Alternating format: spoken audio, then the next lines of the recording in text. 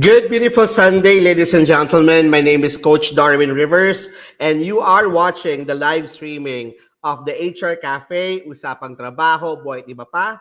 Today is June 5, Sunday, and again, we're on our weekly weekend habit.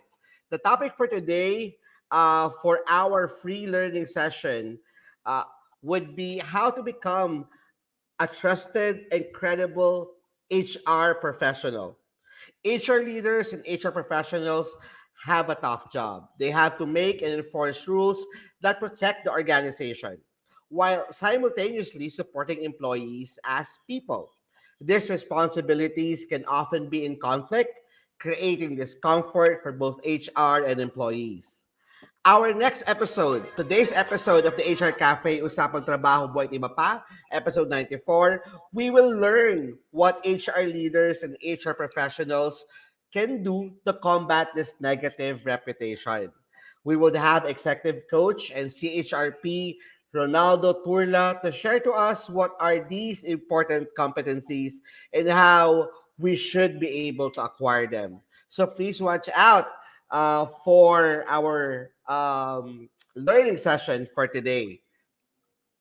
So the HR Cafe, Usapang Trabaho po at Iba Pa, is an online talk show sponsored by the Philippines HR Group. My name is Coach Darwin Rivers. I'm the founder and president of the Philippines HR Group. I'm a certified life coach, public speaker, motivational speaker, and HR consultant. I'm also the vice president for global HR operations of a BPO company. Joining me for today's episode is one of our HR Cafe servers, Mentor Tina Coang. Mentor Tina is an operations and HR leader with broad overseas and local experience. She's a general manager of a retail company and best known for online content creator tinaandmanila.com. Hi, Mentor Tina. Good afternoon, Coach Darwin, and welcome everyone to the HR Cafe. Palagi naman tayo nandito. We're very, very glad to welcome you kasi alam naman namin busy na tayo ngayon tuwing linggo.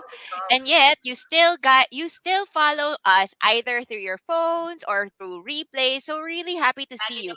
As mentioned, yung comments po, please leave your name, where you are from, and which company you are in, so at least we can give you a shout out on the show. Thank you, Mentor Tina. Mentor Shaunda Ferentino and Mentor Burns Ordonez Casi are also our HR Cafe servers, but they won't be able to join us for today, but we're looking forward to have them next week. So here at the HR Cafe, we provide timely news and updates. We impart knowledge and experience that are value-adding and beneficial to our audience. We discuss problems, issues, and challenges, and provide answers and resolutions through our guest resource or guest speakers. We discuss new technology, tools, and processes, as well as industry's best practice. We're also a virtual job board. So if your company has a job opening, please type it, share it at the comment section, and we'll be happy to announce it through our community. End of day, the HR Cafe strives to bridge understanding between employers and employees and to create inspiration and motivation to the Filipino working professional. Tara, let's enter the HR Cafe. So we start the HR Cafe with the well quote for the week. We've been doing this for more than 2.5 years now, and today is episode 94 of the HR Cafe. Our well quote for the week comes from John Maxwell, a global or world known thought leader. According to John Maxwell, a leader is one who knows the way, goes the way, and shows the way. Let me repeat that. A leader is one who knows the way, goes the way, and shows the way. This is according to John Maxwell. For all of you guys who are with us today, please, how does this quote resonates to you? Share it to us. Put it at the comment section and we will be sharing it to our community. Okay? Let's start with you, Mentor Christina. Naku, ang ganda at ang hirap ng wow quote of the week natin. And it is I yesterday kasi nakausap ko po yung one of our leaders. He is an area supervisor in our company. Sabi niya sa akin, sabi ko, so how do you make your people follow you? 'Di ba? Kasi napakahirap talaga to let people follow. Kasi syempre may sarili-sarili silang isip at saka principles and values.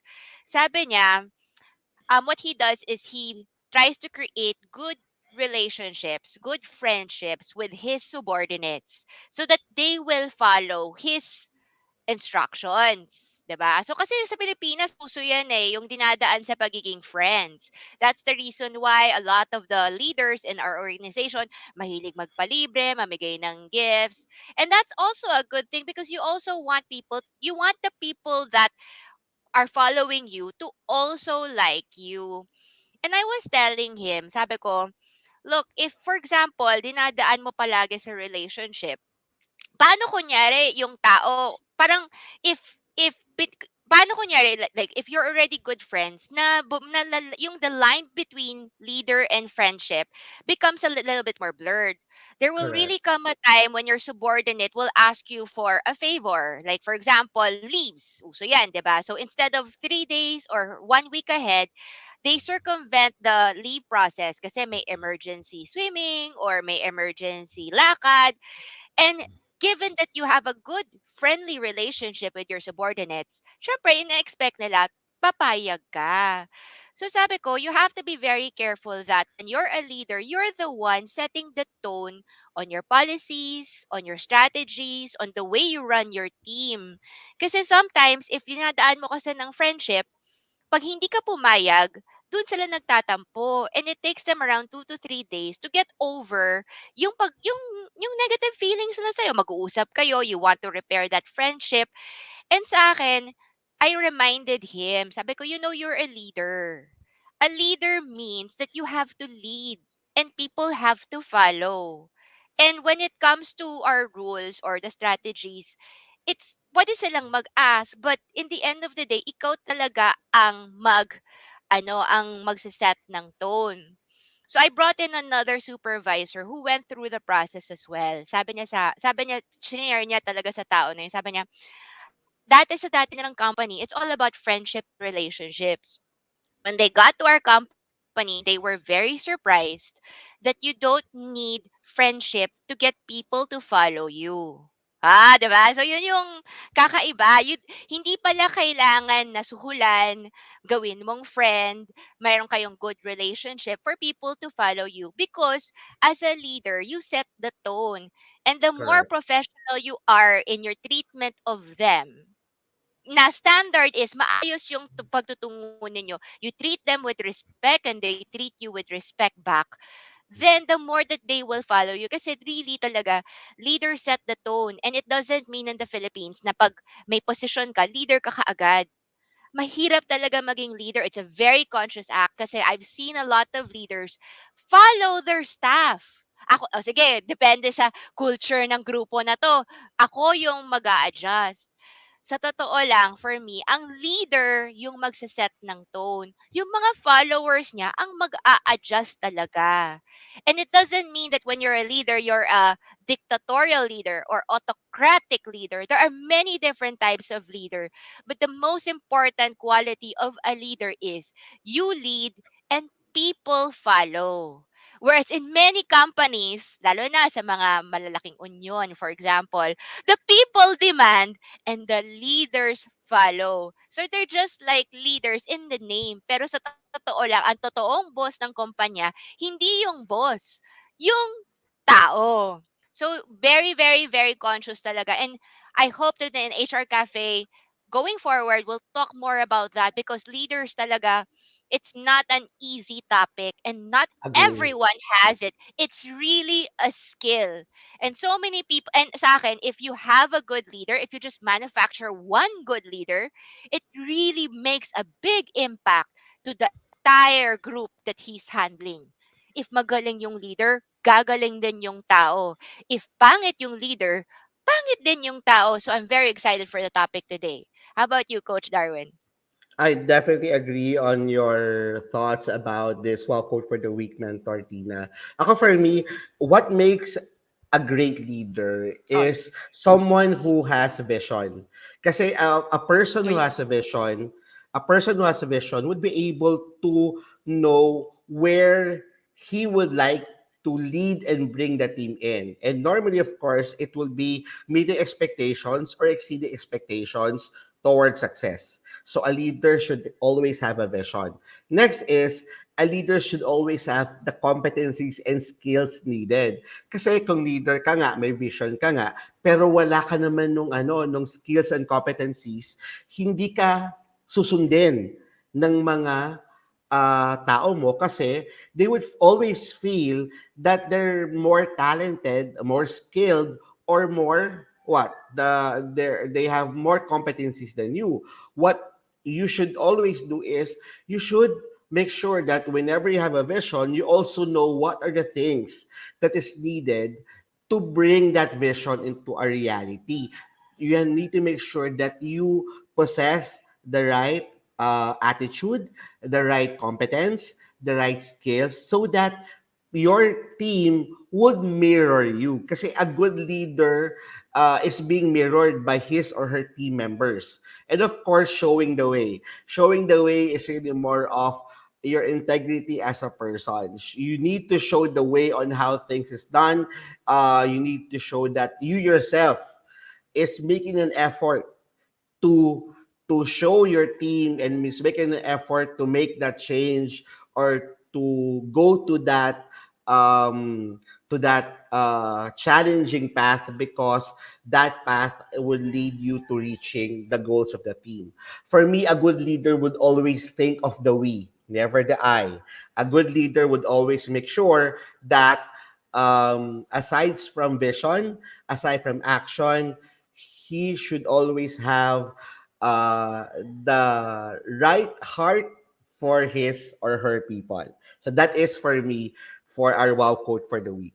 Are there any sharings from our audience, Mentor Tina? Wala pa yata. So, let's go. Okay. So, nako, Entertina, nag-June 1 na. Actually, today is June 5. Nag-start yung NCR wage increase June 4. Tapos today, ang start ng wage increase ng Western Visayas. Tapos in the following days, na magsa-start ang wage increase ng Central Visayas. At after nun, meron pa tayong inaasahang wage increase. Ang wage increase ng Calabarzon at also ng Davao Region. Aside from the already announced wage increase in Bicol, which we shared last week. So the HR question for the week is this: what is the impact of the old allowances on the new minimum wage increase? For example, if your treatment before is minimum wage plus allowance is 650, or gagawin nyo lang bang 537 plus 113 as allowance? Marami nagtatanong yan, pwede po ba na ilipat namin yung allowance doon sa base pay? Or pwede po bang i-increase namin ng allowance at liitan namin ng base pay pero yung total value niya is still within the minimum wage? What are your thoughts, people? Ikaw muna, Coach Dar. Kasi, nandun yung tamang sagot. So, ikaw na muna, tapos ako yung mag-explain. Sige, sige. Ako naku wala si Mentor Rona ngayon. Pero ako I've always nung binasa ko kasi yung IRR, it's clear cut. When we say there's an increase in the wage pay, it will be the increase in the base pay.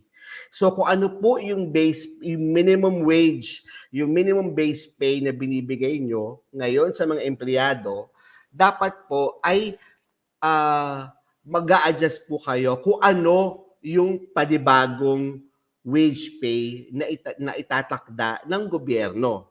So kung yung basic pay nyo ay nasa minimum, tapos merong adjustment na let's say 100 pesos, then it means that on a certain date, that the government has announced that there will be adjustment in the minimum wage pay, then you should be able to add that difference on your current base pay. The allowances po kasi, for me, I would just look into it that allowances kasi, if you've been giving them for quite some time, it becomes already a part of the total package. And it will be diminution of pay if you move allowances to your base pay tapos hindi mo naman papalitan yung allowance. Kasi hindi ka po pwedeng magbawas sa allowance na hindi mo siya papalitan. Diminution of pay po yun. So, the best thing to do, pinaka malinis at maayos na gagawin ay sundin nyo lang po kung ano yung itinakda ng batas ng adjustment doon sa base pay. So that's from my end. Well, I'd like to greet people who are in the show. I'd like to greet Cha Aguilar, Jezebel Arban, Marigold Rivera of Producer Savings Bank Corporation is watching from Nueva Ecija. Sai Colonia Dalaygon tagged her friend Arwin P. Bonagua, Josel Guevara, Kiazel Rosel Magpantay, Claire Amante, Cristina Oribelo Alvarez, and Chris Igual says good day to all. So let's answer this ha. Um, you have to understand Ang why habang topic niyan, 'di ba? allowances. Ang habang topic niyan sa ano sa Dapat, PHRG. oo. Sobrang dami. Kasi every time may wage, ito lang sa akin, bakit hindi kasi sila nag-a-announce sabay-sabay? May isang listahan ng Excel of different regions. Ba't kailangan hiwa-hiwalay sila? Anyway, the difference is like what? 2 weeks? Kasi Correct. ibang tao, parang yung region ko, isa naman yung region ko. Ako naman parang may gulo, ilang region ba sa Pilipinas, 'di ba? Hindi pa i-announce na Nagko-compare sabay-sabay. kasi, nagko-compare. Paunahan ba? Dapat Mm. antayin nila lahat ng tao mag-submit, tapos may isang Excel, tapos publish lahat para Correct. sabay-sabay. Kasi a lot, like for us, ang hirap kasi we have Metro Manila, we have Calabarzon. So it's kind of hard for us to like manage, 'di ba? Especially it's total rewards eh.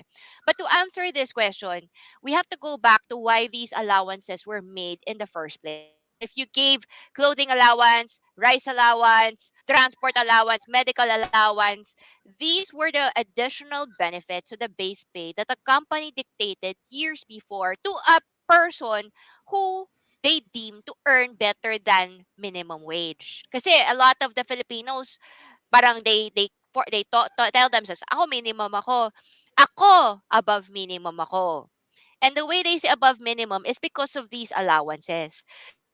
May pro sa sa company. Ang pro dyan is pagdating sa overtime, night differential, holiday pay. Ang talagang tinitignan lang is the base pay.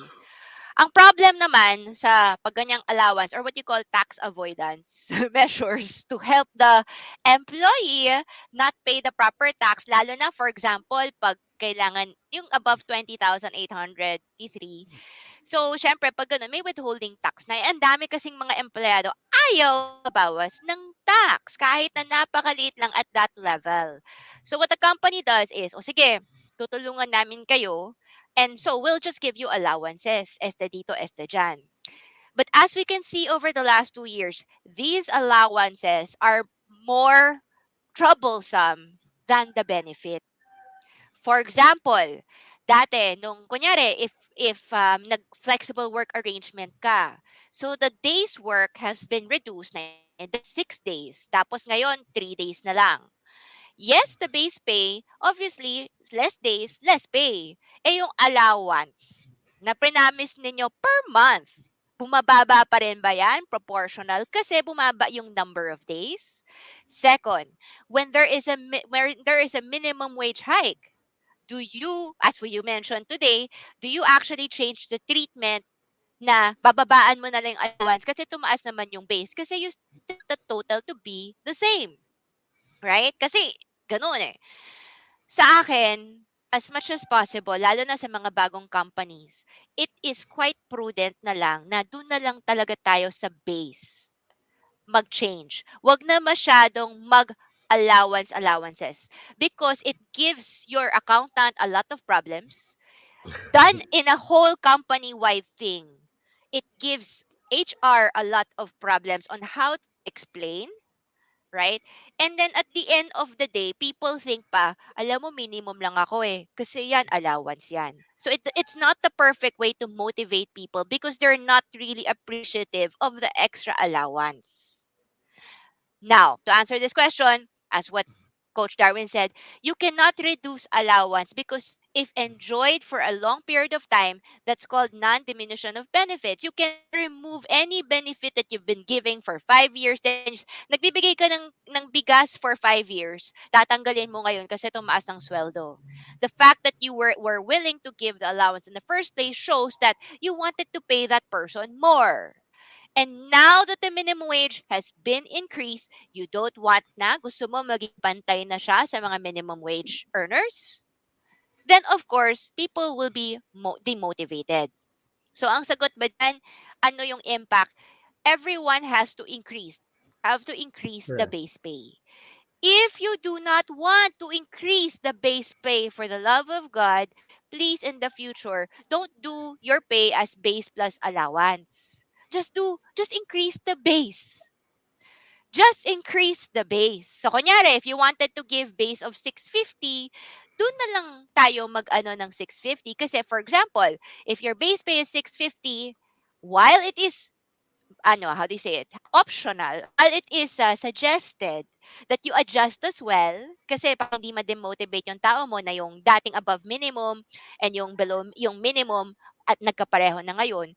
Pero hindi siya legally mandated na taasan mo pa yung base pay kasi 650 na siya. Pero pag if it's 537 plus 113, tumaas ng 537 ng 570, you have to increase talaga the base pay. Kasi hinati mo siya. So I really hope that this answers our questions and gives HR and company owner some reference on how to handle their rewards. Don't complicate things. Don't help your staff tax avoid. Don't help your staff avoid SSS, PhilHealth, and Pag-ibig. Kasi may mga staff nagsasabi, pwede ba sir, wag mo na lang ako bawasan. Mag-waiver-waiver na lang tayo. Because it doesn't work in the long run. When you plan your payment schemes, plan it not for today, but for the future. If you're going to give allowance or HMO, you have to really ask yourself, can we afford it? Because if you cannot afford it, don't give. And if ayaw mong maipit ulit dito, next time, wag mo na dagdagan yung allowance mo. Yung base pay na lang ang dagdagan mo para malinaw lahat. So we have some questions as well on the floor. Mary Jane Retic says, hello po mga coach. And she's residing from Binondo, Manila.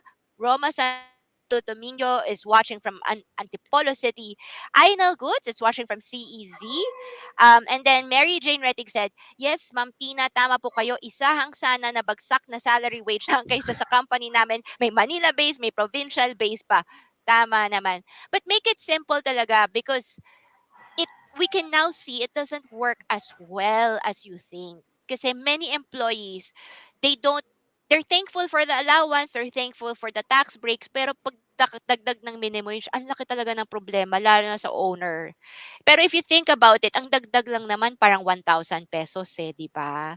So, galingan na lang ng mga tao yung sales, yung income nila, kaysa dun tayo tumingin sa 1,000 peso increase per person per month. Kasi at the end of the day, it's not really the 1,000 that matters, but really, tumataas yung presyo ng bilihin. I think people do deserve it after a few years. Any other thoughts, Coach Darwin? Ako, ang masasabi ko lang is this. That's the reason why for those who are under the total rewards department or for HR Mm, managers and HR leaders, whenever you do your financial planning year on year, always make sure that you project possible wage increase tama. para na-budgetan nyo na kung magkakaroon man ng wage increase the following year. It's always been the practice that if you create your projected financial planning or your projected budget for the following year, maglaan kayo ng at least 5 to 6% increase ng total wage pay. Magkaroon man ng increase ng wage pay the following year o hindi, at least meron naka-budget na siya. Pangalawa, never create additional allowances if you cannot sustain them. Kasi ang nangyayari is, very excited yung mga tao na magkaroon ng i-maximize ang tinatawag nating de minimis benefits.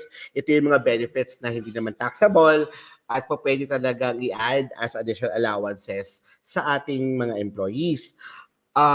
Understand that anything above and beyond the minimum benefits, ano yan, kakarga at kakarga lagi yan sa cost. So, I'm not saying na na wag nating i-improve ang benefits package ng mga employees. What I'm trying to say is work with your finance department, work with your leaders, and make a good projection on what will be the target revenue year on year and compare it to the cost, projected cost, at isasama nyo na doon yung possible annual increase at possible wage increase. Magkaroon man o hindi ng wage increase, at least it's part of your budget. Okay? So We have that's a my take comment. on this. We have a comment from our dear Edison Andamo who is hanging out with here today. He's saying that base pay will increase while allowances will remain and cannot be reduced. Agree. Ryan Esposo said wage increase for minimum wage should be the same in all regions. Magkakaiba ka nga kasi yung mga minimum wage sa region, iba-iba ang increase ng rate. Well, we'll keep that in mind. Diba? Yan talaga yung peg. Pero let's see. Go, coach. Okay, so let's go to our updates. As I mentioned earlier, over the past few weeks, we've seen announcement from Dole about wage increase for NCR, wage increase in Western Visayas, wage increase in Bicol, which we have announced over the past weeks during the HR Cafe program. Ngayon po, meron na naman po tayong inaasahan na wage increase. Ito po ay para sa mga empleyado na nag-work sa Calabarzon at Davao Region. So the Calabarzon and Davao regions are set wage hikes minimum wage earners. And what will happen is that they will increase their minimum wages. The Regional Tripartite Wage and Productivity Board in Calabarzon unanimously approved wage order RB IVA-19 setting the minimum wage in non-agriculture sector to 470. So 470 na po ang minimum wage sa Calabarzon. In the extended metropolitan areas and cities of Antipolo and Dasmariñas. 429 naman po in component cities and first-class municipalities and 390 in the emerging growth areas. Ito yung tinatawag na second and third class municipalities. And resource-based areas, yung fourth, fifth, and sixth class municipalities. For Calabarzon, ito po yung binubuo ng Laguna, Batangas, Rizal, Quezon region. So, ano po siya, meron po siyang iba't ibang wage increase. 470, 429, at 390.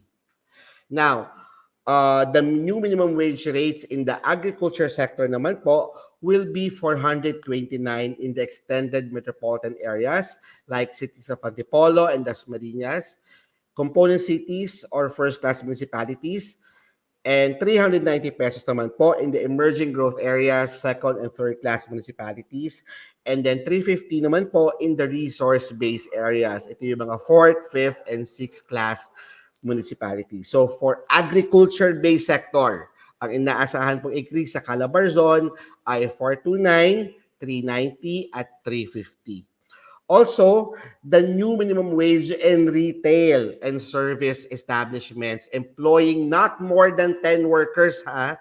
Ulitin ko, ito yung retail establishments employing not more than 10 workers is set to 350 or an increase of 47 pesos from the previous 303 minimum wage pay per day.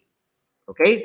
Naman, sa Davao region naman po, based on the RTWPB issued wage order RBX 1-21, which grants wage increase of 47 pesos po sa mga workers in agriculture, non-agriculture, ito yung mga industrial, commercial, and retail service establishments employing more than 10 workers. and also retail and service establishments employing not more than 10 workers. So the board issued also a new monthly wage rate for domestic workers sa Davao region to 4,500 or a monthly wage increase of 1,500 from the previous 2,500 for charter cities and first class municipalities respectively. So, abangan po natin ng IRR.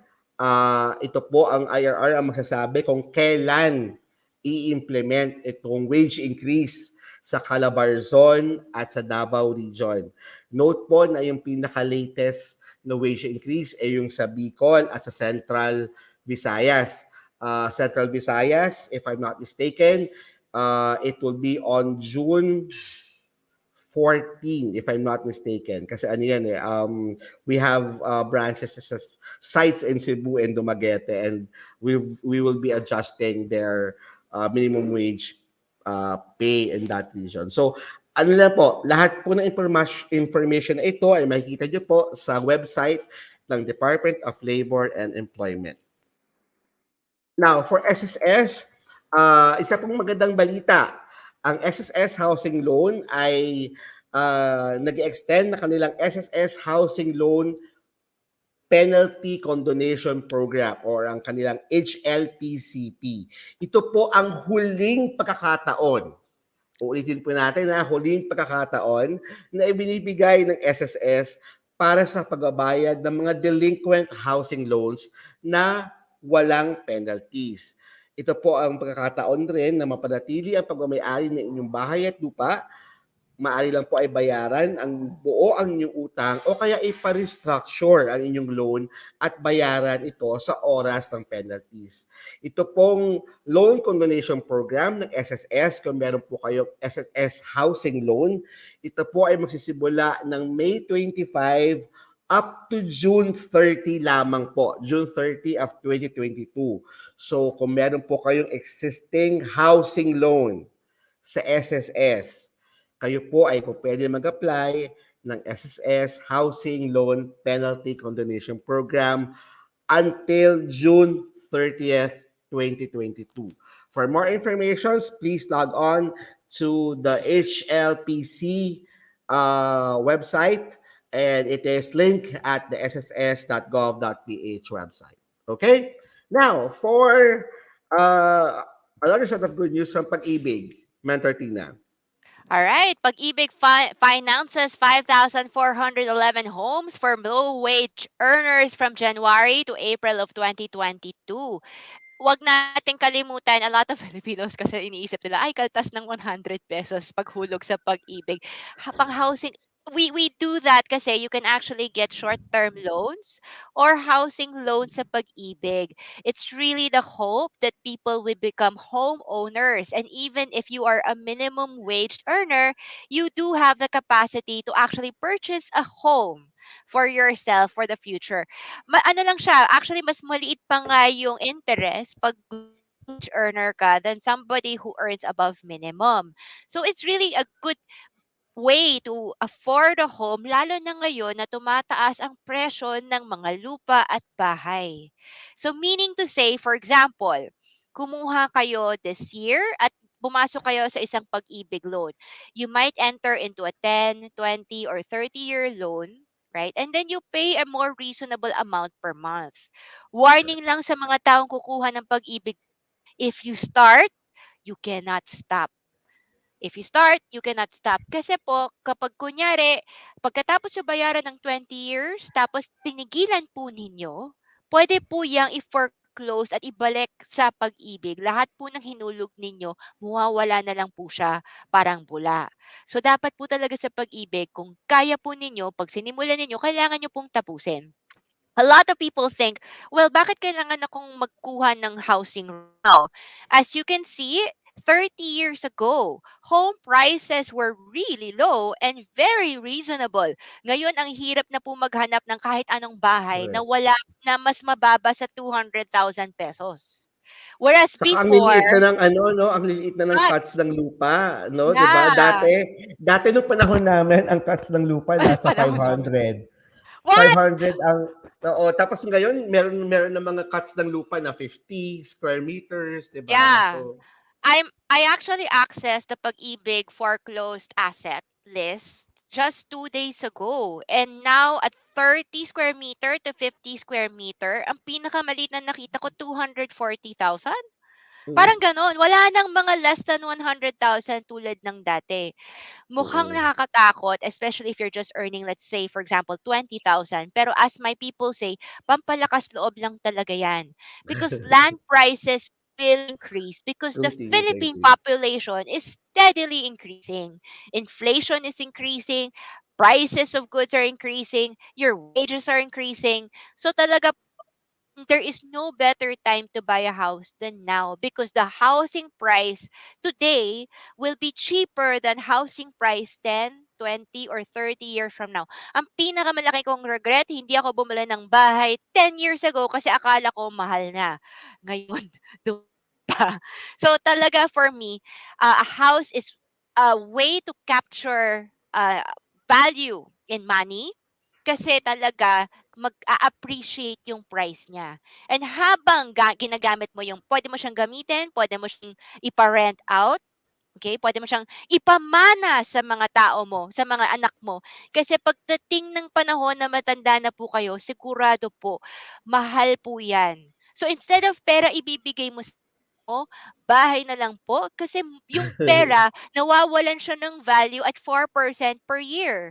However, ang bahay talaga, tumataas ang value Yung niya. So, ang tao, say, ano gagawin naman ng anak ko sa isang lugar, sa isang bahay? Well, pwede niyang ibenta. Pwede niyang tirahan. Pwede niyang paupa. There's so many ways. So, there is no better time to buy it than now. And one of the ways for you to do it is through Pag-ibig. It's not easy ha. Kasi you have to go through an Excel. Kailangan ka pa pumunta ng Pag-ibig branch. But it's really worth it. Kasi a home steadies your heart and it tells you that there is purpose in your life. Diba? So, I encourage everyone now na talaga kumuha na ng Pag-ibig to take advantage of Pag-ibig to afford a home. Habang agree. 50 square meter pa, baka next 10 years, 20 square meter na lang yan. Diba? Lumiliit talaga na lumiliit yung mga bahay. I'm not kidding. Next. All right, Hypertension Awareness Month is May 2022. For those who are asking, PhilHealth offers a lot of benefits beyond pregnancy and delivery. So, for example, PhilHealth coverage para sa essential hypertension at hospital levels 1 and 3 is 9,000, which will be deducted from your bill. A lot of people do want to pay for PhilHealth because of the scandals na naririnig nila before. But PhilHealth are also becoming stricter on the type of coverage that they give. Minsan kasi parang akala mo pag nagkasakit ka pwede kang magbayad ng PhilHealth. Sometimes pwede, sometimes hindi. Maliit lang po ang PhilHealth for the coverage. I think it's only 4% of your income, which is still less than SSS if you think about it. Please consider, napakaliit po ang hulog ng PhilHealth versus, for example, any HMO card outside or whether, kunyari, talagang napahamak po kayo, mas mura pa rin talaga yung PhilHealth kasi ang laki talaga. Yung ako, nabawi ko na yung benefits ko from PhilHealth by having two kids. So, lahat ng hulog ko po over the last 8 years, dun ko talaga nababawi. It will come back to benefit you later on. So, please, don't forget to hulog ng SSS PhilHealth and Pag-ibig. They're mandated for a reason. Pero sa experience ko, hindi kayo lugi kasi naghulog Correct. kayo ng SSS PhilHealth and Pag-ibig. Regardless of scandal. Hindi naman kinalaman yan. So sa mga tao, sa ibang mga kaso ng hypertension, alamin ang benepisyo gamit ng sumusunod. You can download the PhilHealth ACR Search app para sa Play Store ng iyong mobile phone or tablet. And then you can search for the case rate website service na maaaring bisitahin sa philhealth.gov.ph. Sa ilalim ng benefits, gamit ng iyong computer o iba pa, makikita mo lahat ng benefit ng PhilHealth. Napakarami. And if in doubt, you can always call back their channel 0917-898-7442. Coach Dar, next. Okay. Now, for words from our sponsors, El Puerto Marina Beach Resort and Vacation Club is a partner of the Philippines HR Group and the HR Cafe Usapang Trabaho, Buhay, Iba Pa. El Puerto Marina Beach Resorts and Vacation Club has resorts and hotels in Palawan, in Pangasinan, and also in Boracay. If you are a member of the Philippines HR Group or an avid listener of the HR Cafe Usapang Trabaho, Buhay, Iba Pa, please reach out to the El Puerto Marina Beach Resort and Vacation Club FB page. Inform them that you're from the Philippines HR Group, and you will be entitled to special rates and discounts. Also, for words from MaxiCare, MaxiCare has launched two new products. These are postpaid or prepaid health cards, MaxiCare Prima Silver and MaxiCare Prima Gold. MaxiCare Prima Silver are for individuals up to 59 years of age, and MaxiCare Prima Gold are for seniors 60 years old and above. This postpaid HMO cards can be purchased at the MaxiCare website, or you can log in to www.shop.maxicare.com.ph. Also, we've already posted the Tech HR Southeast Asia conference that will be happening on August 25 to 26 at Marina Bay Sands Hotel in Singapore. So we are encouraging you to be one of the 100 HR leaders from the Philippines who will be given a free VIP pass. Ang VIP pass po ay worth 499 SG dollars. Good for 2 days po ito. Pero if you register under the Philippines HR Group and you qualify, then because of our partnership with People Matters, you will be given a free VIP pass to the said 2-day conference to be held at Marina Bay Sands Hotel in Singapore.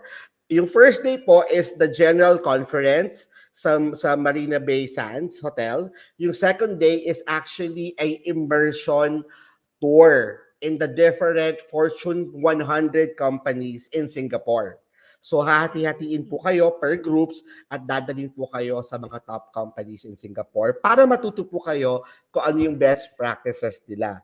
So if you are interested to be part of these, please make sure that you go to the Philippines HR Group announcement section. Naka-pin post po ito. Andun po ang link where you can register. Sa ngayon po, nasa 70 plus na po ang nag-register for the Tech HR Southeast Asia Conference. Please, we're still open up to July 31st, and also July 31st, magkakaroon po ng grand draw. Two of the registrants, qualified registrants for the Philippine delegation of Tech HR from the Philippines among the 100 HR leaders will be given or has a chance to receive a free hotel and airfare, plus, of course, the VIP pass. Okay? So, please make sure that you qualify. Para po ma-qualify, kailangan kayo po ay HR head or HR leader ng company nyo, or kayo po ay C-level, CEO, CTO, CHRPO, or kayo po ang pinaka-head ng HR. Either kayo po ang HR director, or kung HR manager, basta HR head po kayo, pwede po kayong mag-register. Okay? And we would like to encourage you to be part of this because this is one of the largest, actually the largest gathering of HR professionals in Southeast Asia.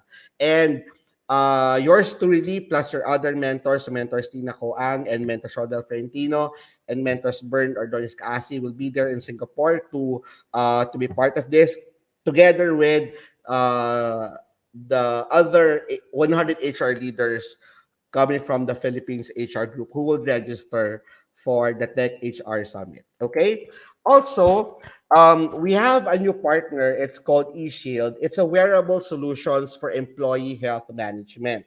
This is really more of a wearable solutions that you can provide employees at monitor po nito yung health ng employees. And to actually tell more about it, to tell more about eShield, I would like to add to the stream Mr. Brian of Eshield. Brian, welcome to the Hi, good Philippines afternoon. HR Good Group. afternoon. Good afternoon, Coach Darwin, Coach Tina. Maraming salamat for this time. I know you have a lot of followers and so exciting for the HR industry. How while you guys are leading the entire industry, we all know that this industry needs experts like you guys. We've been serving the HR industry for so long, and this is one of the most exciting times to be in HR. So maraming salamat. Brian, what is eShield and how can companies benefit and how can employees benefit from this? Okay, so eShield is a wearable solution. No? So wearable solution, we already heard about this one. It is more for retail. You have the lifestyle wearables. I'm pretty sure you've heard about the Apple Watch, the Fitbit, and the Xiaomi's of the world, but none of them have been tested for corporate use, which means it has to go through the data privacy compliance. It has to go through the HR policies because most of these are lifestyle approach. What we did is actually we patented it. It's a pandemic baby. We actually started as the quick story of eShield is we made the wrong guess that the pandemic will last for long, and we don't want that. But we want it to be. We want the owners to be ready. We want the HRs to be enabled. But of course, that business model didn't pan through, and it's a good for the entire global scene as well. No? So we had to pivot around it, and we went for the HR approach, which is more of empowering employees, empowering HR, not to really monitor, but to actually put rewards in the same way insurance companies does in the US and Canada.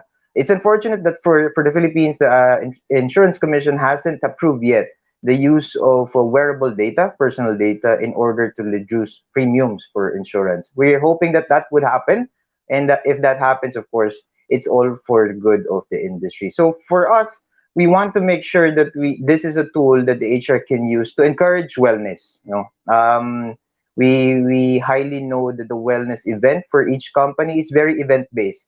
You do it every summer because that's the super bod type of approach, and then forget about it by July because that's the weather already. So it's a cuddling months during those times. So what we wanted to do is make it accountable for everyone, right? We want to happen in such a way that HR would do it in a year-long basis. So it's accountable. You do an exciting campaign because we do have partners like Holy Fit, Anytime Fitness. We bring in a lot of partners who does the weekly challenges for your employees. Remember, it's not eShield who does that. It's not the HR who does it because it's not our role to do that really. It's more of the professionals who does the weekly challenges. And from the weekly challenges, it's where the employees can get engagement.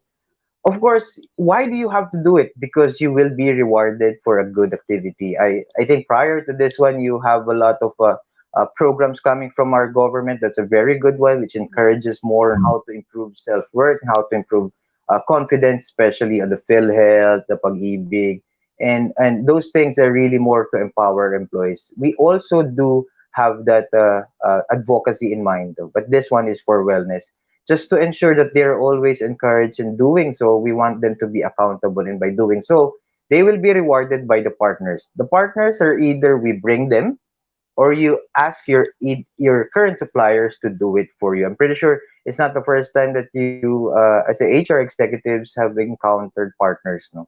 But these partners are come and go, no. These gym partners, these yoga partners, these Zumba partners. Sometimes they just do it on a 15-day basis, and then that's it, right? So what we wanted to happen is we give your employees the wearable, we give them the application, should they want to go for the challenges, because not everyone is a walker, not everyone is a runner. I don't like Zumba, but somebody else likes Zumba, right? So it's more of a customized approach on how you can do challenges without really force fitting your employees just to do running every month, right? So it's It's it's building a all about lifestyle. it's building a lifestyle. Maraming salamat, Sir Yes, Coach Darren. It's building a lifestyle. It's actually customizing how the employees would want to live within the bounds of wellness, of course, together with the company as well. So yeah, Okay. that's the entire So issue. sige, how can people be able to get e-shield? Okay, so there are two things. There are two things. One, if you're individual, you just go to www.eshield.me, and the other part is we will be launching after this one is the www.eshield.me/Philippine HR. This is where you can get exclusive discounts as a Philippine HR member. So that's our promise together with advocacy for the Philippine HR group. So maraming salamat for your time. You guys have been doing well, and you have a lot of viewers already. And we've been actually following Philippine HR for quite some time. Just a quick background: we also do HMO on the side. So I told Mr. Darwin about it, but this is more exciting than the HMO. This is more of how we prevent sickness, how we prevent absenteeism. And there's a term like presenteeism. The presenteeism is they're there, but their mind is outside, right? Yeah. So you can easily measure those through the wearables that we are actually working with you. So yeah. How can they avail? Or how can they contact for more details? So you can go to thank you, Coach Ina. They can go to www.eshield. That's eshield.me.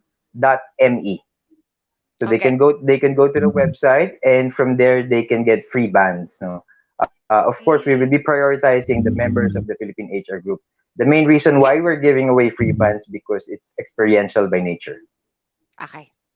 Okay. Okay, thank you very Maraming much, salamat. Brian of eShield. And I hope that you'll be able to send Mentors Tina and Mentors Rona their Of own course, Fitbit, huh? we Thank will, you, we will. Car. Oh, it's not Fitbit, Thank you, it's Brian. eShield. I'm sorry, sir. We will Yes, be sending before you eShield. even fly to Singapore. I'll see you guys. Thank you, Brian. Thank Okay, you, Coach. Thank you, maraming salamat. okay. Now we go to another exciting part of our session. Of course, it's the learning session, the free learning session. And I'm very excited for this speaker kasi hindi nyo namin tatanong, our next speaker is actually one of my facilitator when I undergo CHRP. I was batch 1 years ago. I won't say the year, but I was batch 1 in the Philippines to get our very first batch, and he's one of our facilitators in that. So I'll have Mentor Tina do the honor of introducing our next speaker. All right. Thank you so much. And now, for the main part of our show, I'd like to introduce Sir Ronaldo Turla. He is the executive coach for emotional intelligence and certified human resource professional. His passion is to develop EQ in leaders and to teach HR professionals through his very own HR consulting firm, Talent Reach, which he will promote a little bit later. So I'd like to welcome him to the show. Sir Hello, Ronaldo, Sir Sir Ronnie. Ronnie. Hi, good afternoon to everyone who's listening in. I'm delighted to be here. Darwin, I remember you in the first batch. Yes, yes. Yeah, Ah. yeah. So Ayan. we're gonna give you the floor. We will be there for back support, and then sa mga tao na nakikinig, please leave all your questions on the comment box and we will read it later sa Q&A. See you soon. Okay, so thank Thanks, you, Sir Ronnie. Tina. And also, please inform, marami nagtatanong about si HRP. I'll give you the floor to also inform them of updates about it. Yes, definitely. I'll make some announcements later. No, so for CHRP. Okay, so thank you again, Tina and Yung Darwin for. presentation. Ayan. Okay, can you see my screen right now? Okay? Sir, backstage? Ah, we have to make it bigger pa, sir. Ayan. Full Okay, screen. there. Okay. Darwin, please put me in the backstage. Okay. Can you see it now? Naka full screen. I am already on full screen. Yeah. Okay. So as I start the talk for this afternoon, I'm a little bit excited and also nervous at the same time because this is my first time to be speaking in the HR Cafe, and um, this topic is very close to my heart because this is something that I've been working on, no? Since as what Coach Darwin and Tina has mentioned, I am facilitating programs on the CHRP, which is a Certified Human Resource Professional. Okay, so today my topic is all about how to become the trusted and credible HR professional. So for this program, for this talk, I will be talking on two parts. No? So the first part, I will be mentioning about how professionalism affects trust. No? And on the second part, I will also be talking about how we can build uh, trust in our profession and how we can be a credible HR professional. So that will be the coverage of my talk for the next 30 to 40 minutes or so. No? So I'll try to make this, as concise as possible, because I know that today is a Sunday for all of you. I know most of us are on a rest day, and I would like to just give you some tips, no, and some information on how you can be a trusted HR professional. Okay, so as I myself, I have been in the field for the past 22 years. I've been doing HR. I think for all my life, no, since I started working, that has been my profession. Okay, so um, first off, let's talk about what is HR professionalism. No? So, the term professional could be defined as an individual who is a qualified member of a professional body and someone who continuously updates their knowledge, is competent, and uses their skills in their practice.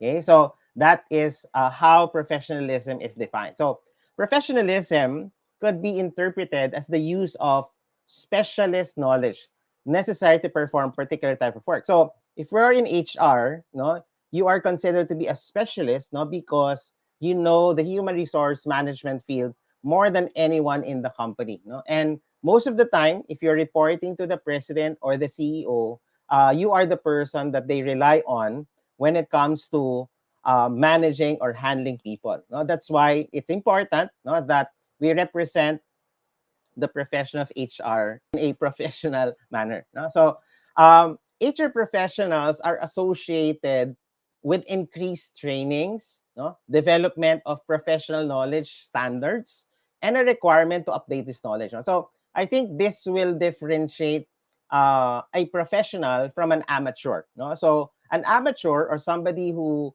doesn't consider himself a professional, no, probably wouldn't care, no, if there are updates, no, or should I, be able to train myself in the new practices, new knowledge, for example. So as an HR professional, one of the hallmark that you can see, or the difference, no, that you can see with HR professionals is that they constantly update themselves. No? So, and I always like to use the term, we are a constant learner, or to some extent a lifelong learner. No? So if you're in HR and this is your career, I advise you that you need to consider whether is this something that you'd really like to learn, because it will take your lifetime for you to be able to really master and even become a in a way expert in terms of the human resource field. No, but again, the good thing with that is because of the increased knowledge and training provided right now,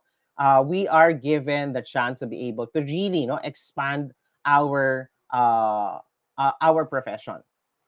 Now, here are some of the examples of the key skills that is required for most of our HR professionals. No? So what are some of these key skills that we can talk about? No? For example, you have effective timekeeping skills. No? So timekeeping is something that is expected for an HR professional. Project management. No?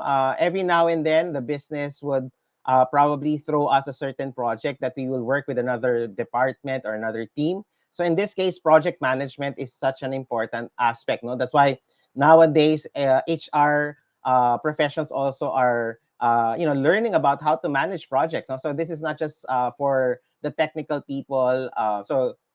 HR should also learn project management. No? Another key skill that is also important is analytical and critical thinking. No? So analytical and critical thinking is very necessary if you would like to be an effective leader, especially in the field of HR. No? So one of the things that I will always tell the students, no, especially for those who are already a certified human resource professional, no, two particular skill deficiency that has been identified in the field of HR is critical thinking skills and written communication. No? So that means no that these two skills no have to be really enhanced no when while you're in the company. No, critical thinking is so important, especially when you're trying to build or develop supervisors and managers. No, because critical thinking is a foundation skill for problem solving. So if you'd like to become good or very good at problem solving, so look at your critical thinking skills. That's why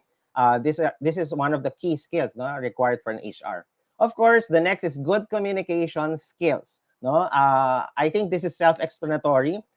Communication probably is one, if not the top most. No, so if you ask me right now, I would say communication skills is top one when it comes to my requirement for an HR professional. No, because in the work that we do, communication is always required. No, so yung ating verbal communications, yung ating written communications, this is develop and enhance while we're doing HR. No, that's why kailangan meron kang at least no a minimum of good communication skills, and hopefully no once you go through your job or your profession, you will become better and eventually you'll become excellent. No, and finally, the ability to build and manage relationships. No? So since I've been in the field of HR, no, one thing I've realized, no, that the people that I work with, more than anything, is what defines my profession.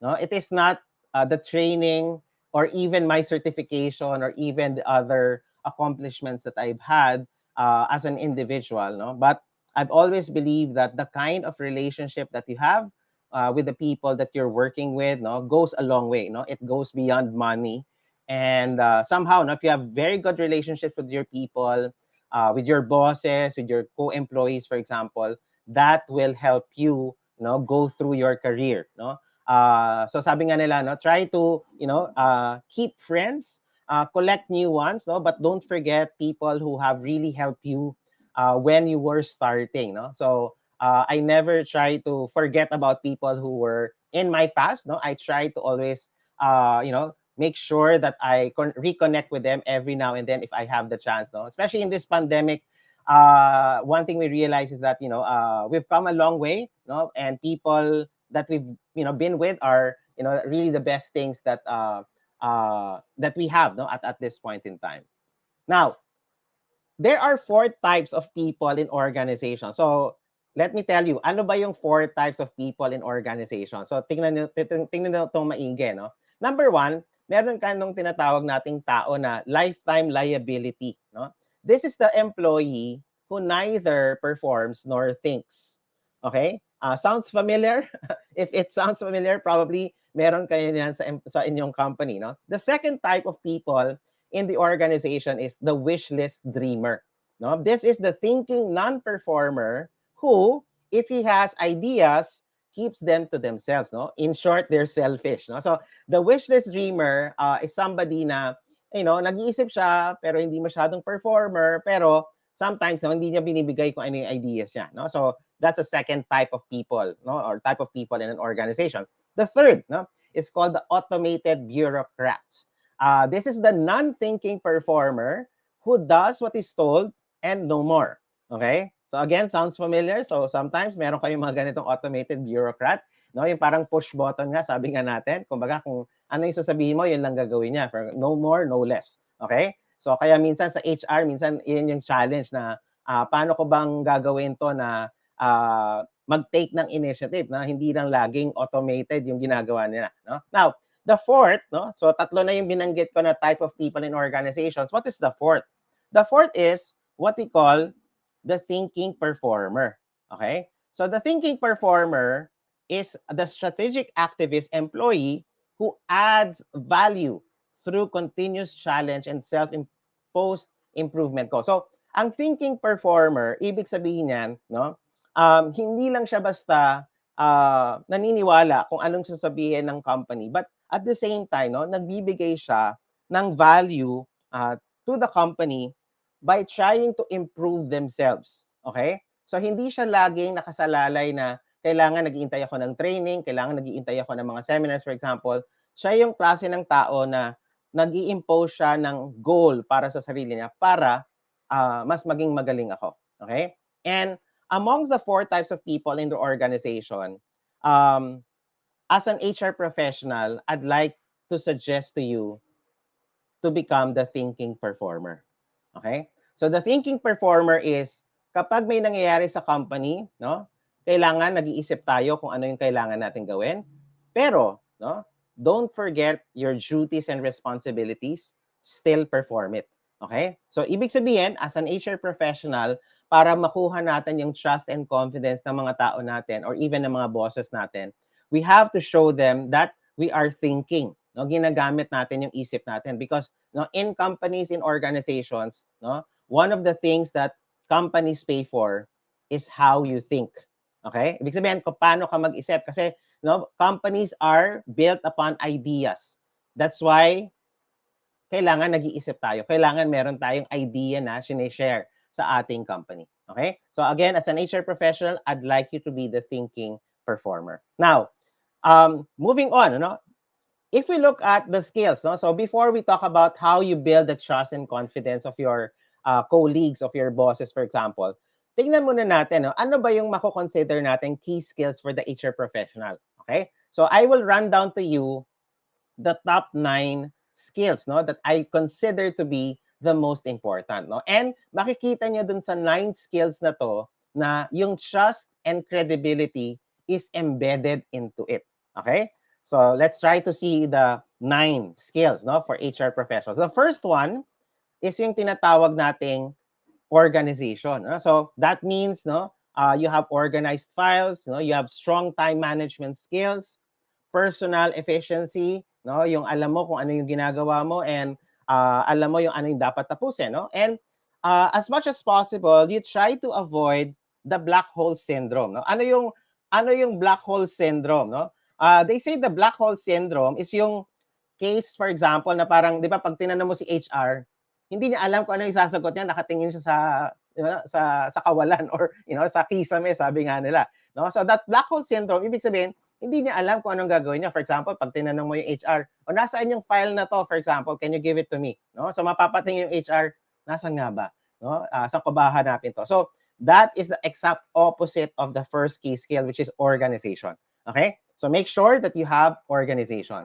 Second, multitasking. No? Unfortunately, as HR, we have to wear different hats. No? So in any day, an HR professional will deal with employees' personal issue in 1 minute, and then in another minute, merong benefits claim na kailangan iproseso.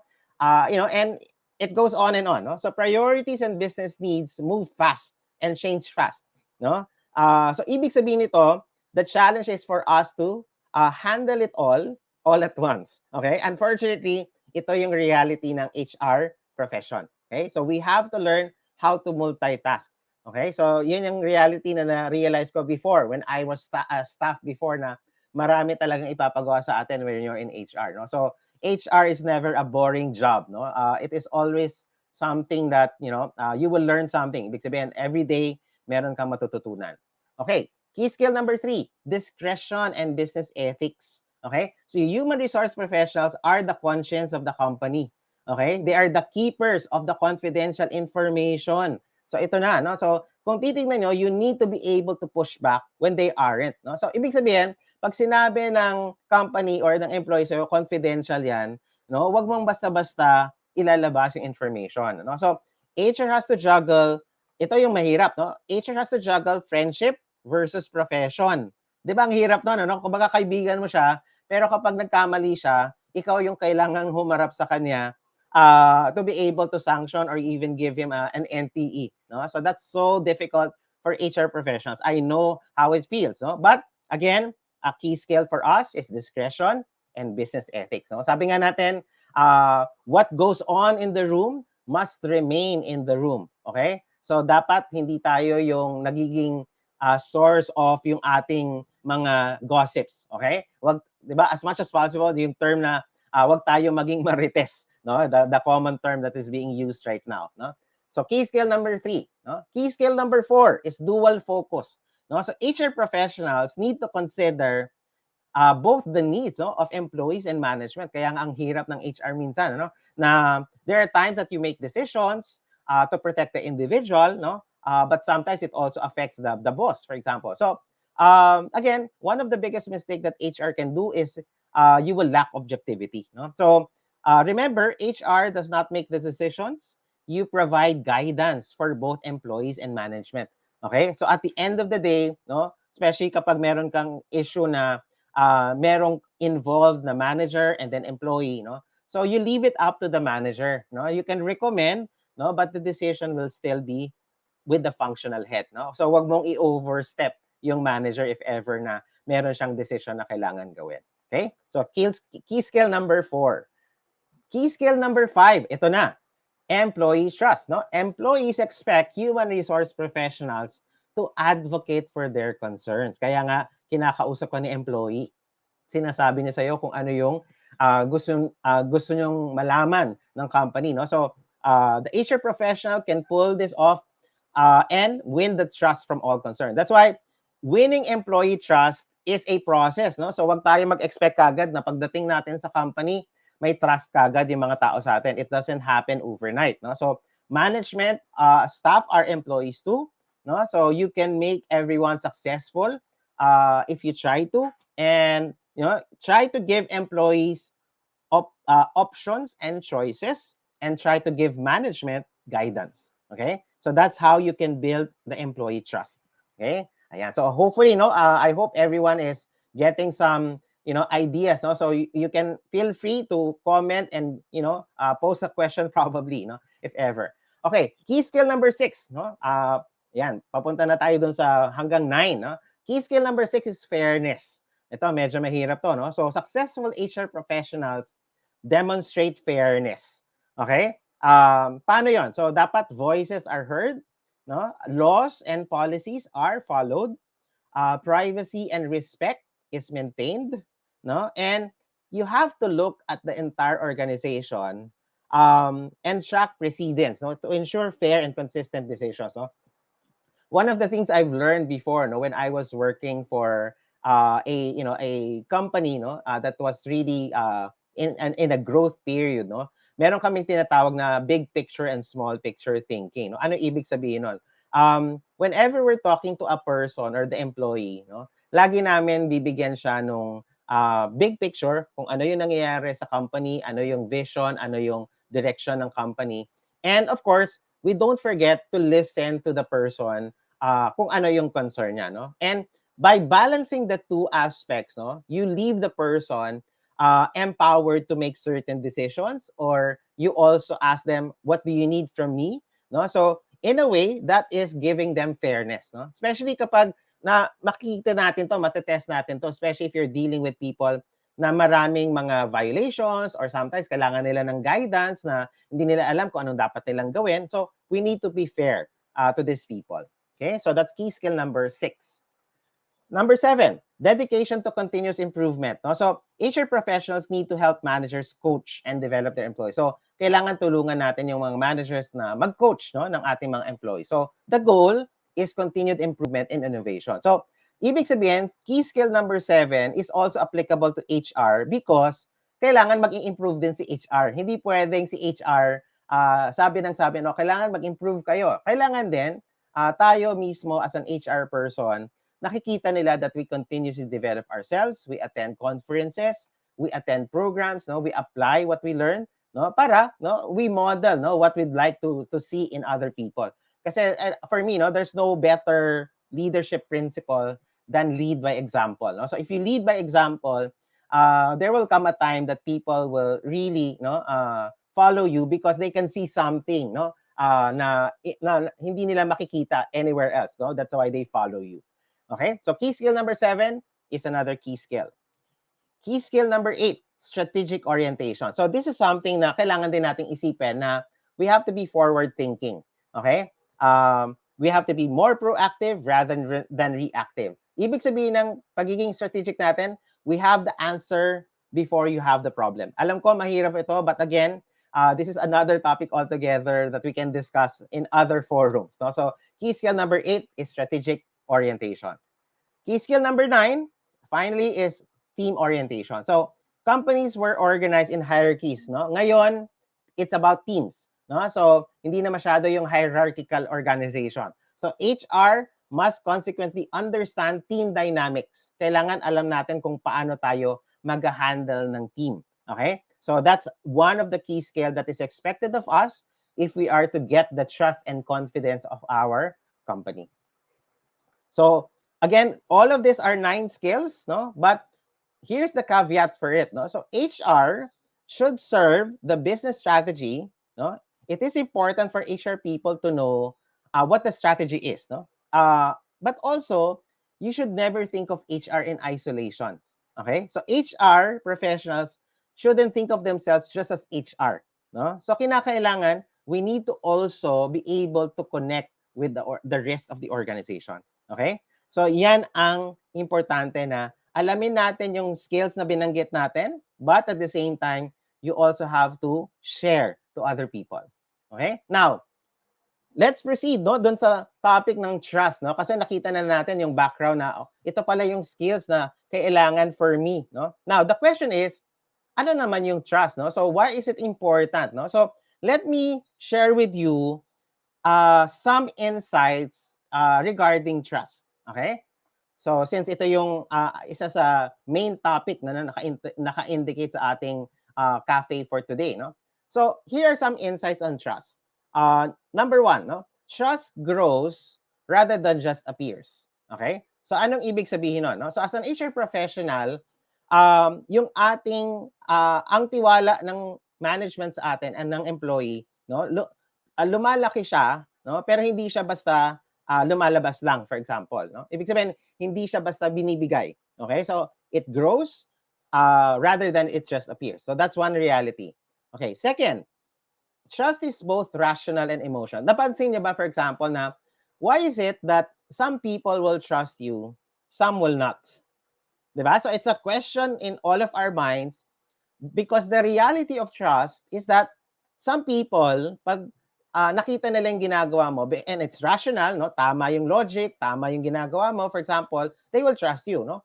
Pero some people, for some reasons, no, they really don't like you, no? That's why they become okay? Emotional to you, okay? So some people can trust you and distrust you at the same time, no? So trust is both rational and emotional, okay? Third insight about trust. It is intrinsically about perceived risk, okay? Ano ibig sabihin nito? People who trust you, ibig sabihin yan, they don't feel the risk of giving you the trust. Okay? But it is something that they cannot explain. It is intrinsic. Ano ibig sabihin intrinsic? It's within them. Okay? So, hindi nila ma-explain sa'yo ng maliwanag na maliwanag. No? It's just a feeling that they will tell you they trust you. Okay? So, that's why it is something intrinsically about perceived risk. Okay. Next insight, it is different for customer than it is for the provider. Okay. So, ibig sabihin, yung trust natin, let's say, ang customer natin, yung employee natin, hindi natin pwedeng masabi na, please trust me or you can trust me. No? So, kinakailangan when you'd want to get the trust of your people, no? One of the principles that I will share later is do it, no? Parang show it, no? Don't just, don't just ask for it, show it to them, no? That they can trust you, no? Next insight, trust is personal. Okay? So no matter what you say, despite your title, despite probably your good looks or despite your whatever, no? Or kahit school man yan, it is personal, no? So hindi siya naka-attach sa professional affiliation or anything, but it is something personal. Okay? So these are insights on trust. No? Now, the question is, how can we build trust and relationship? So here are some of my tips for the HR professional who's listening right now. Okay? So pakinggan nyo to. Number 1, to build trust, especially in relationships, go first. Okay? Ano ibig sabihin ng go first? Gawin mo muna. Okay? So ito yung tinuturo sa amin before na sa HR na dapat gawin mo muna kasi kung hindi mo gagawin, paano ka namin pagkakatiwalaan? So that's one of very practical, tip that I can give you. Second, illustrate, don't tell. Okay? So, talk is cheap, sabi nga natin. No? Illustrate mo, pakita mo siya. Okay? The third, listen for what is different, not what is familiar. Okay? Remember, when you deal with people, okay, you look for ano yung tao na to, no? Kasi, di ba, especially HR, when we handle them, pwedeng sabihin, oh, sige, kayong lahat, rank and file, for example, o kayong lahat, supervisor, no? But, the people that will trust you, mararamdaman nila na you are differentiating them.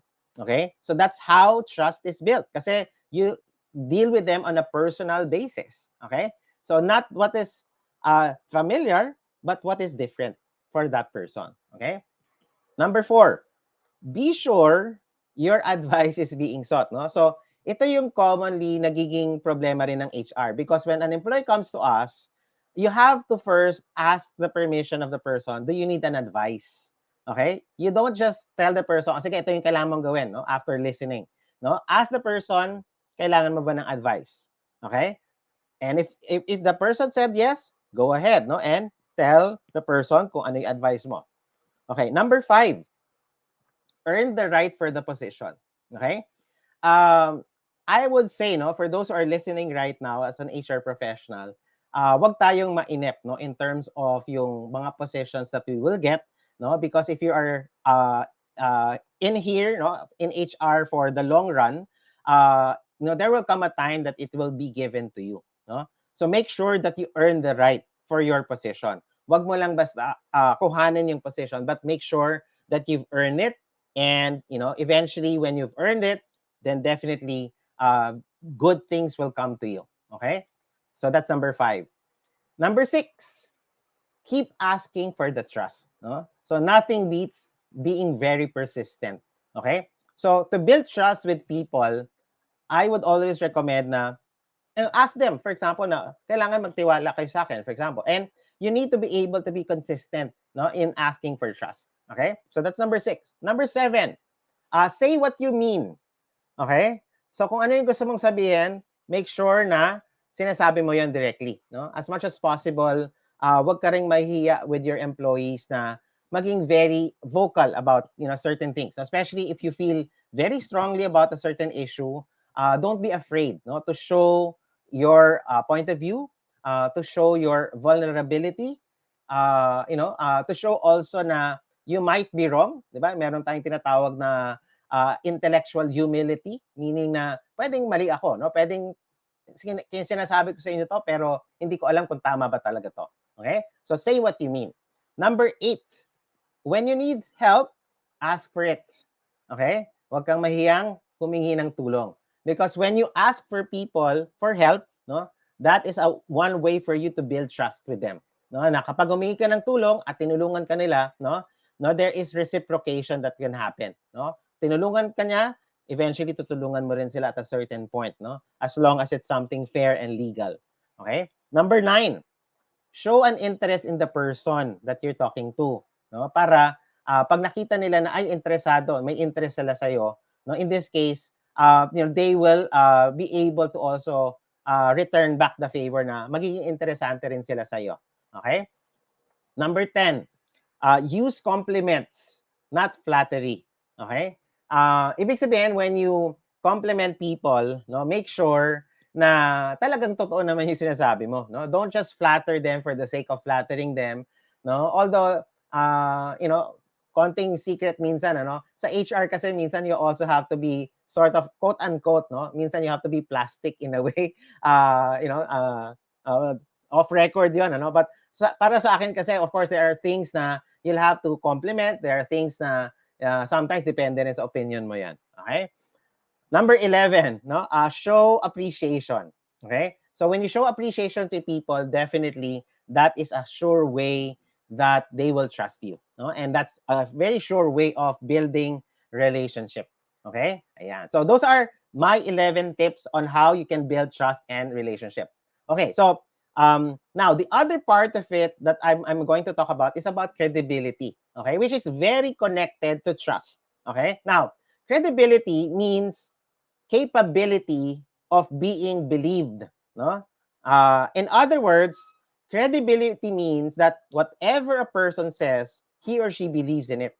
Okay? That's why credibility is about trustworthiness and following through on what was promised. Okay? So be careful of the words that you're going to tell your employees, no, because they will try to really commit you to it. Okay? So kailangan yung credibility natin, binibuild natin to over time. Okay? So you do not get to define your own credibility. Credibility rests in other person's perception of you. Okay?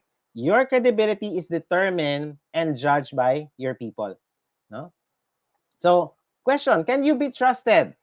Okay, take a look at the following things. No? Number one, earn the respect with what you do, not from your status, not from your position, okay, or not from the power that you have. Okay? So this will be counterproductive if you earn it that way. Number two, let people see that you are sincere. This is where you start building trust with your people. Okay? So show sincerity in what you do. Okay?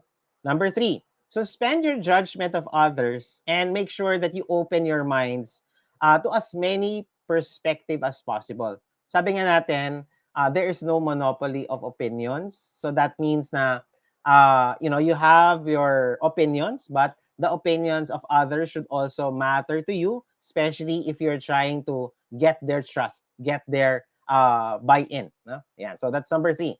Number four, keep all of your commitments. Mahirap ito, no?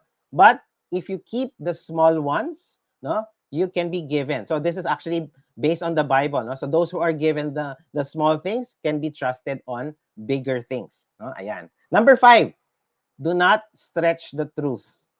Okay? So, ito very common sa HR na pag tinanong ng boss, tapos mo na ba yung project? No? Sabi niya, oh sir, tapos na po. Yun pala, hindi pa talaga tapos. Okay? You probably haven't started, you haven't probably, done anything, for example. No? So, do not stretch the truth. Okay? Because eventually, lalabas at lalabas if you can be trusted by your boss. Okay? So, be careful of the things, no, that you say to your boss. Now, other commitment tips, no? Try to avoid overcommitment. Ito pwedeng nangyayari sa company right now na we tend to commit to a lot of things, but minsan parang hindi na natin nagagawa lahat. Okay? So try to avoid overcommitment.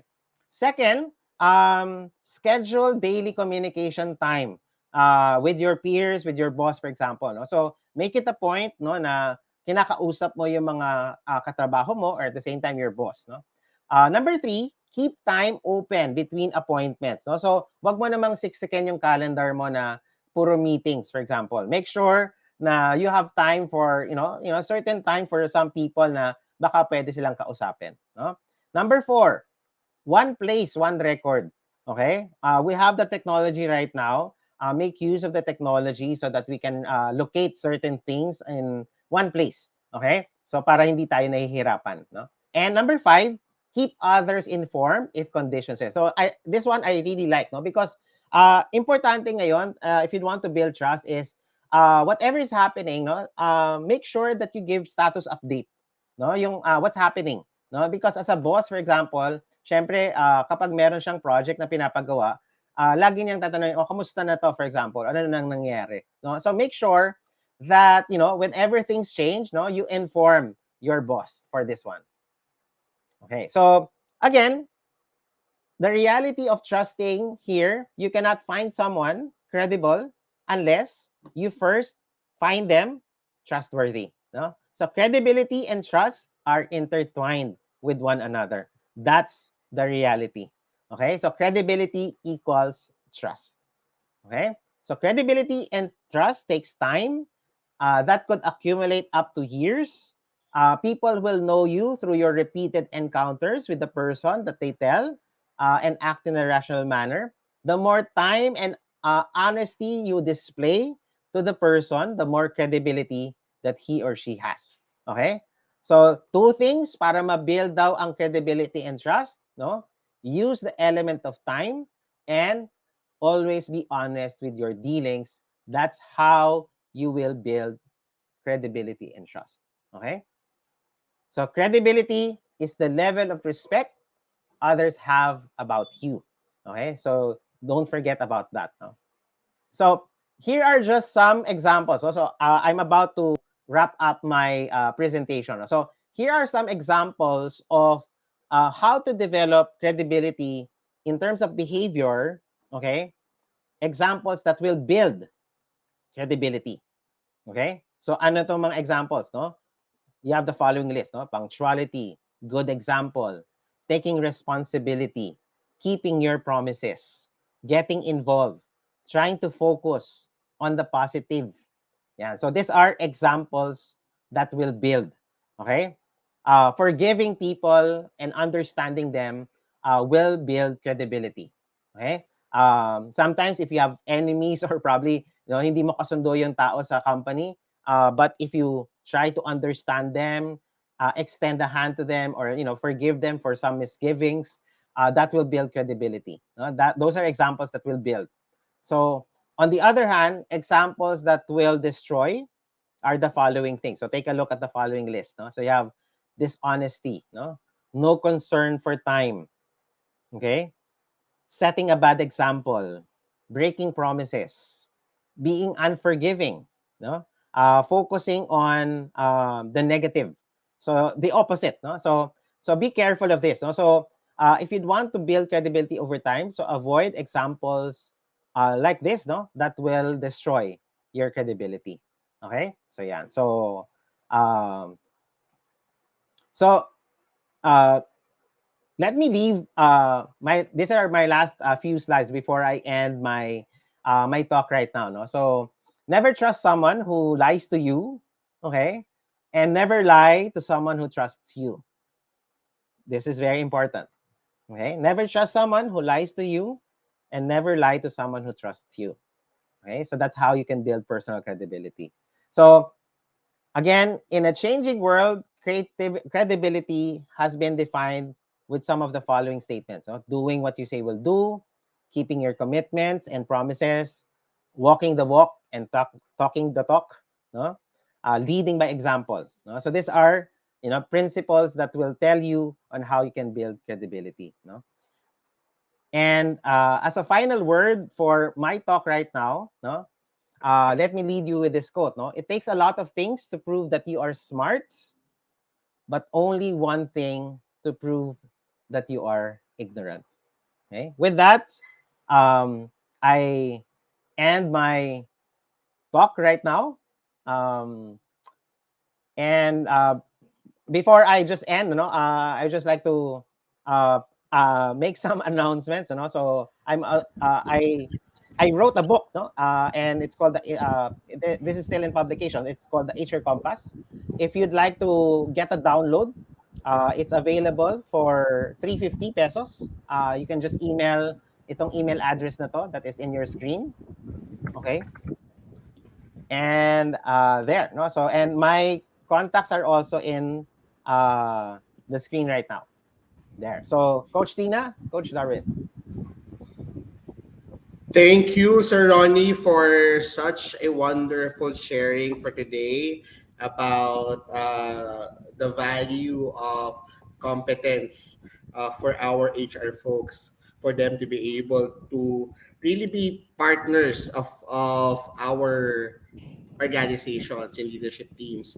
So, first question would be, what would be your guidance or recommendations for um, newly promoted supervisors and managers who Mm, are still trying to build their reputation with mm-hmm, their business partners, mm-hmm. wherein the business partners would seem to be very un how Cooperative. would you describe this, un uh, or not that very accommodating, or not that very open to having someone who is a freshie when it comes to an HR business partner, Yeah. uh, supervisor or whatnot. So how Mm, can these newly promoted people have be able to have competence in Yeah. partnering with the business leaders when the business Yeah. leaders tends to think that they know more than Yeah. the newly promoted HR people. That's right. Okay, so siguro no, this is how I will answer that and give you tips no, based on also on my experience in dealing with HRs that I've seen. No? So siguro number one for me is start with the small things.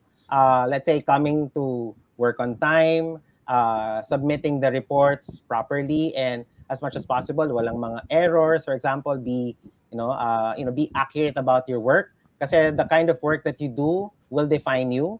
Diba? If you do sloppy work, for example, automatic na yon. Kumaga, in the eyes of your managers, in the eyes of your company, for example, medyo, 'di ba, parang nirarank ka nila kasi bago ka eh. 'Di ba? Ibig sabihin, you're being tested in this case, no? Another tip that I could give you is always be humble. As I've said kanina, no, be a thinking performer. When I say thinking performer, dapat magaling kang mag-observe kung ano yung nangyayari sa company. Don't be naive na iisipin, ay, walang politics dito. That's not true, no?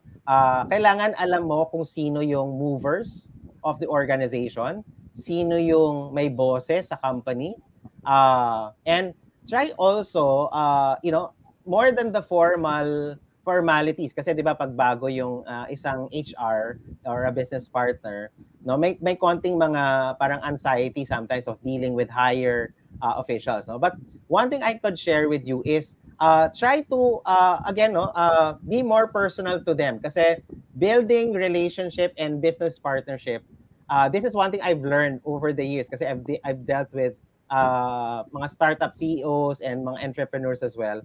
Gusto nila yung nag-open yung tao, for example, no? Ayaw nila yung nagtatanong tapos sasagot pero iba pala yung ibig sabihin, di ba? So make sure that your words are very eye opener or things that they will learn something also, no? Make sure na meron silang matututunan from you as well. Okay? And one way to do that, no, is actually to dalawang paraan siguro, no? Pwede kang magbasa, no, if you're fond of reading, or try to get as much information from those people na medyo matagal na sa HR, no? So one thing I've learned before, no, nung ako yung nagsisimula as a staff doon sa mga previous position ko, I always look up to those who have been in the field for the longest time. So pag may problema ako, tatanong ko kagad sa kanila, anong gagawin dito? So that takes humility, pero eventually that will help you get through. Especially yung mga mahihirap na task na ano ba gagawin ko dito. So pag talagang emergency, kailangan meron kang SOS. Meron kang persons na pwede mong tawagan or somebody that you can rely on. Yan. So that will help you go through no yung mga difficult stages ng pagbago yung HR business partner. I have an ano to that, contribution to that. When I first moved back to the Philippines, my husband was telling me, gusto daw niya ng mga taong hindi malabong kausap. Yes. And for me, that was a parang what? Diba? Kasi syempre, if you want to hire people, you want to hire them based on yung credentials nila, achievements nila, on their communication skills, on how they problem solve. But for my husband, the first standard is, ay gusto niya ng taong hindi malabong kausap. And I realized the value of that statement through the years when I was hiring my own people. Kasi, what is malinaw na kausap? Number one, kung ano yung tanong ng manager mo, yun din dapat ang sagot. So for example, tinanong ng manager mo, nasaan na yung report na pinagawa ko sa'yo kahapon? As what you've mentioned kanina in the present debate, a lot of HRs, they tend to say white lies kasi hindi pa nila tapos yung report. Yes. It's very rare to see new grads to say, actually, nakalimutan ko. Which is the truth, diba? Like, I haven't started it yet. So, they'll come out with a lot of excuse. And makikita mo yung manager nagro-roll eyes na kasi alam niya, based on your reaction, nagulat ka, hindi mo pa nasa-start. Yeah. So, dapat talaga, you don't if may tanong sa'yo yung manager mo, yun din sanugot mo, sorry boss, nakalimutan ko po. Mamaya, within 2 hours, I'll give it to you, and in 2 hours, you give it to him.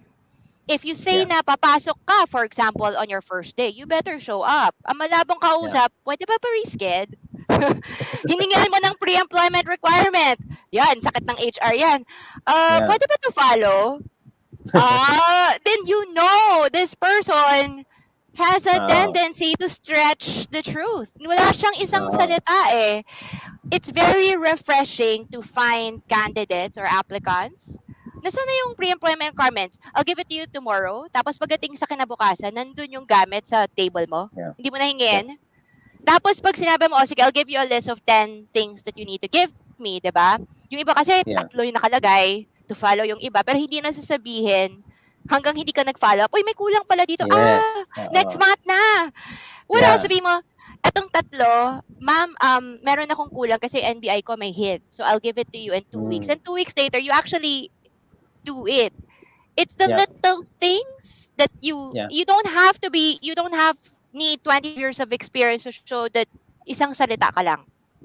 Yeah. You can see it within the week. And if that person does what he says within the week, you can pretty much guarantee the entire year, like, this is a really good Ganun hire. siya. Yeah. This Yeah. is a really good hire because it's yung wag masyadong malabong kausap. It's a very hidden.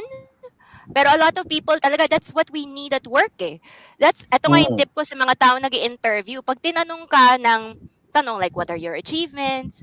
Wag na kayong magbulbul. 'Di ba? Kasi maraming tao parang, well, I did this, I did that. Yung pala, a part of the team lang. Alam mo Yeah. yun? Like, or kunyari, ba't ka umalis? Well, I want to find greener pastures. Ikaw naman parang, Yeah. dun pa lang, wala nang credibility eh. Yeah. 'Di ba? Like, dun pa lang, It's anong very, greener I think pastures?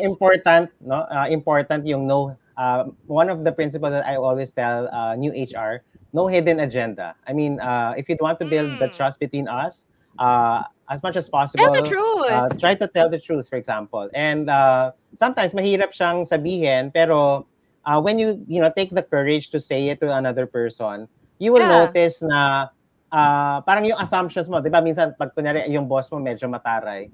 But when you tell the person na mataray yung boss mo pero nagiging very honest ka sa kanya, napapansin mo parang iba lumalambot siya sa'yo Lumalabot. because nakikita niya na you're putting an effort eh. So in that case, sabi nga natin, yung pagiging very strict, for example, it is it is a requirement for the job. Pero of course, di ba, beneath that, no, may tao na talagang may puso naman for for people like newbies, no. So in that case, just be honest about it. Sa akin, isang salita, huwag malabong kausap kasi it's not just a graduate. Even in your personal life, with your friendships, be the type of person na may isang salita. Hindi malabo kausap. Kasi nakakaasa rin yung imbitahin mo palabas, papunta ka, tomorrow ba mag-meet tayo? Hindi ko sure eh. Alam mo, hindi ko sure eh. Hindi ka pa sure? Diba? Like, be the type of person na you're very principled, you have one word. Pero let me ask both of you, kasi you both are leaders as well. What about for those those HR people, HR officers na feeling nila yung boss nila kulang ng integrity? Okay. Ano Let me yung give it first ma-advise to mo Darwin. na parang kasi everyone wants to follow, di ba, they're so idealistic, tapos they enter into a company, then they realize, naku, itong boss ko medyo malabo. Di ba? In terms, hindi naman sa galing, pero malabong tao. How would you advise them? So Ronnie, I'll take this one first. Ako, what I'll do is I'll go back to the philosophy of, for you to have a good working relationship with your boss or any other people of your team, you need to have a open and honest working relationship, open and honest communication. Take time to meet your boss and provide this critical feedback and provide examples para hindi niya iisipin na, naku, gawa mo lang yan, di ba? at Mm. least pag meron examples, yung critical feedback mo, he or she knows that this is something that he or she can work out. If that does not change the person, then you've already done your part. What you can do next is to talk to the team. Mm. Inform the team that this is you've already provide feedback to your leaders. Now from your end, from the end of the team, it's best that you continue to do the job that requires from the team. Kasi ano naman end of day, if I always believe that the fruits of your labor will always be your Mm. signature. The fruits of your labor Yeah. will always be the ano the the reflection of who you are as a leader or as a whole team, 'di ba? Kung yung leader mo naman ay medyo mahina pero malakas yung team ay is doing everything to support the leader, then one way or another you would not make any significant negative impact to the business. The team will be shielding the effect of having a weak leader. And having a weak leader, at the end of the day, makikita pa rin yun ng management. If this weak leader has always been weak, even though the team is strong, then one way or another, it's either upper management would need to have a heart-to-heart discussion with him or her, or um, maybe he or she is not the right fit to handle the team. Maybe he or she will be successful in managing other departments and other teams. Mhm, mhm. Sir Ronnie? Okay, ako sa akin dalawang bagay, no? Two things that I would how I will approach, no, a person na medyo, I would say, parang lacks integrity, no? Of course, 'di ba? Everybody makes a mistake, and we're susceptible to things that can go wrong, no? But I think in terms of principles, no, kailangan alam mo yung principles that you live by, as a leader. So for one, sa akin ang pwede kong gawin is I will take the time, no? Ibig sabihin, I will not rush that person, especially kung nakikita ko na merong mga things na hindi siyang ginagawang tama, no? Because I feel na of course you don't want to 'di ba yung sa Filipino yung ipapahiya yung 'di ba yung boss mo for example. So that's so awkward, no? Sabi nga natin. But it can really happen. Actually it has happened to me in the past na ganun yung naging situation. So yung second approach ko done for that one is to also stand your ground sometimes, especially if you feel strongly about a certain thing na magkaiba kayo ng opinion and you feel na somehow no parang you'd want to also parang make your statement na I don't necessarily agree, no? Kaya yung sabi nila na you can agree to disagree, no, na hindi ka agree dun sa ginagawa niya, and at a certain point you'll also have to tell people about that. Kasi Mm. otherwise, no, baka isipin nila na you're just parang following that person. 'Di ba? Yung kumbaga Mm. parang kung ano yung opinion Mapapahamak niya ka. or opinion mo din, for example, because you want to play safe. But Mm. there comes a time, especially if you're a leader, 'di ba? Sabi nga natin, ang leader takes risk, eh. So you need to take some risk. It might hit you because management would probably scold you or something. But sometimes you really have to, bite the, I mean, take that risk to na at least malaman nila kung ano yung principle mo. Sa akin naman, I'm very fortunate. You learn the most when you're working under a bad leader. If your Mm, eyes are open, you yeah. really learn the most when you work with bad teams and bad leaders, because it will teach you what not to do when you Yeah. yourself enter into a leadership role. I've been very fortunate to have worked in a very good firm before, and my colleagues were great, my bosses were great, and I did not appreciate because I thought all companies were great. It was only after I transferred companies that I realized, oh, it's actually the effort of the leaders and the firm and everyone Mm, inside it that made the company have that type of synergy to create mhm, that type of environment. And it was mhm, because I encountered a bad corporation that I realized that I wanted to make a good culture when I am in a leadership role.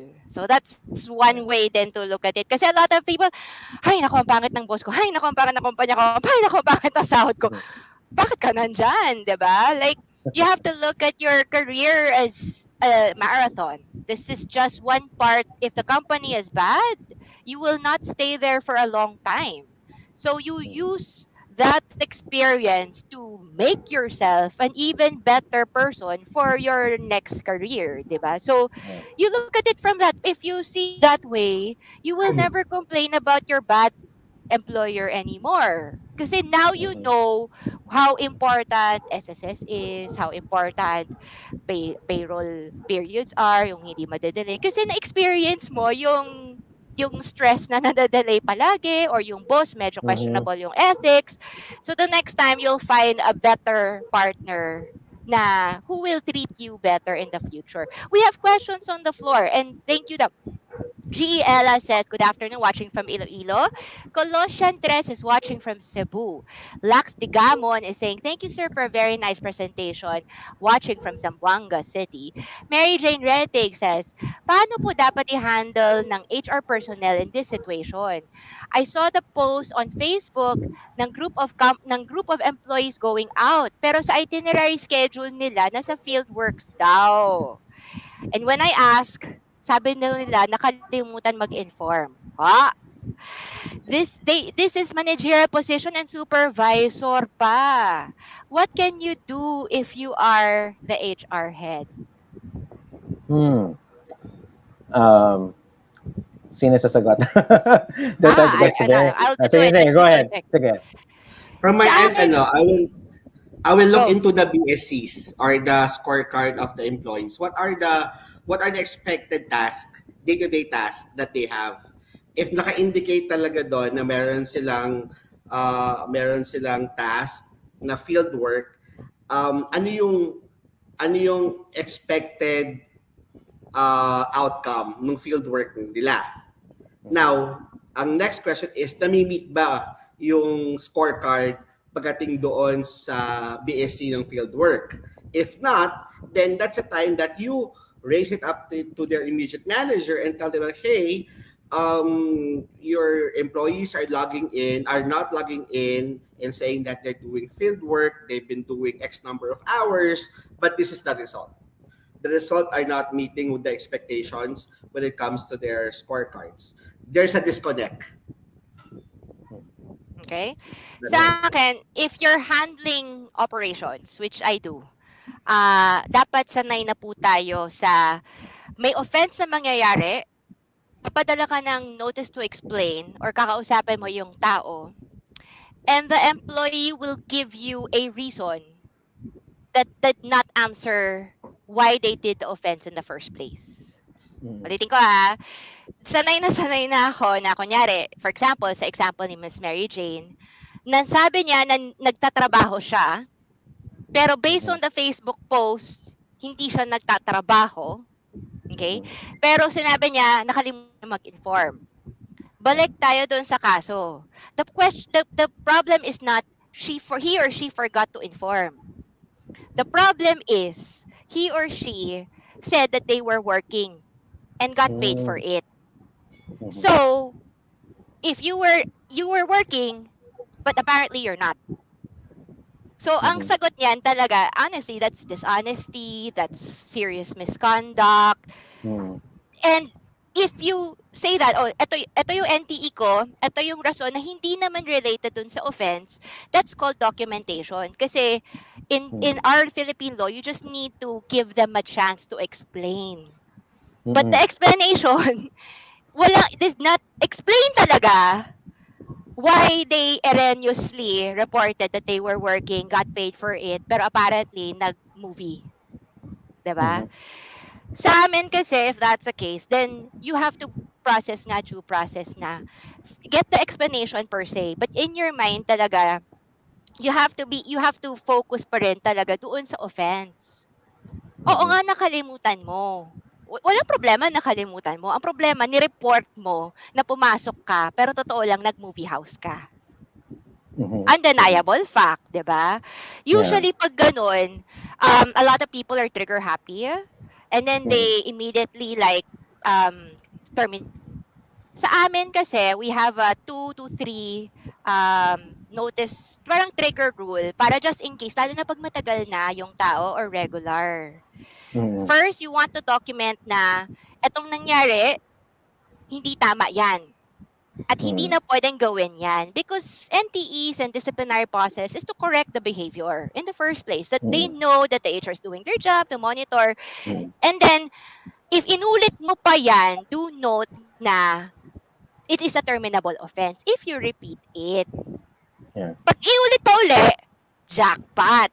Pag hindi na inulit uli, winner, 'di ba? So, you get the manager is parang school, they follow the correct process na.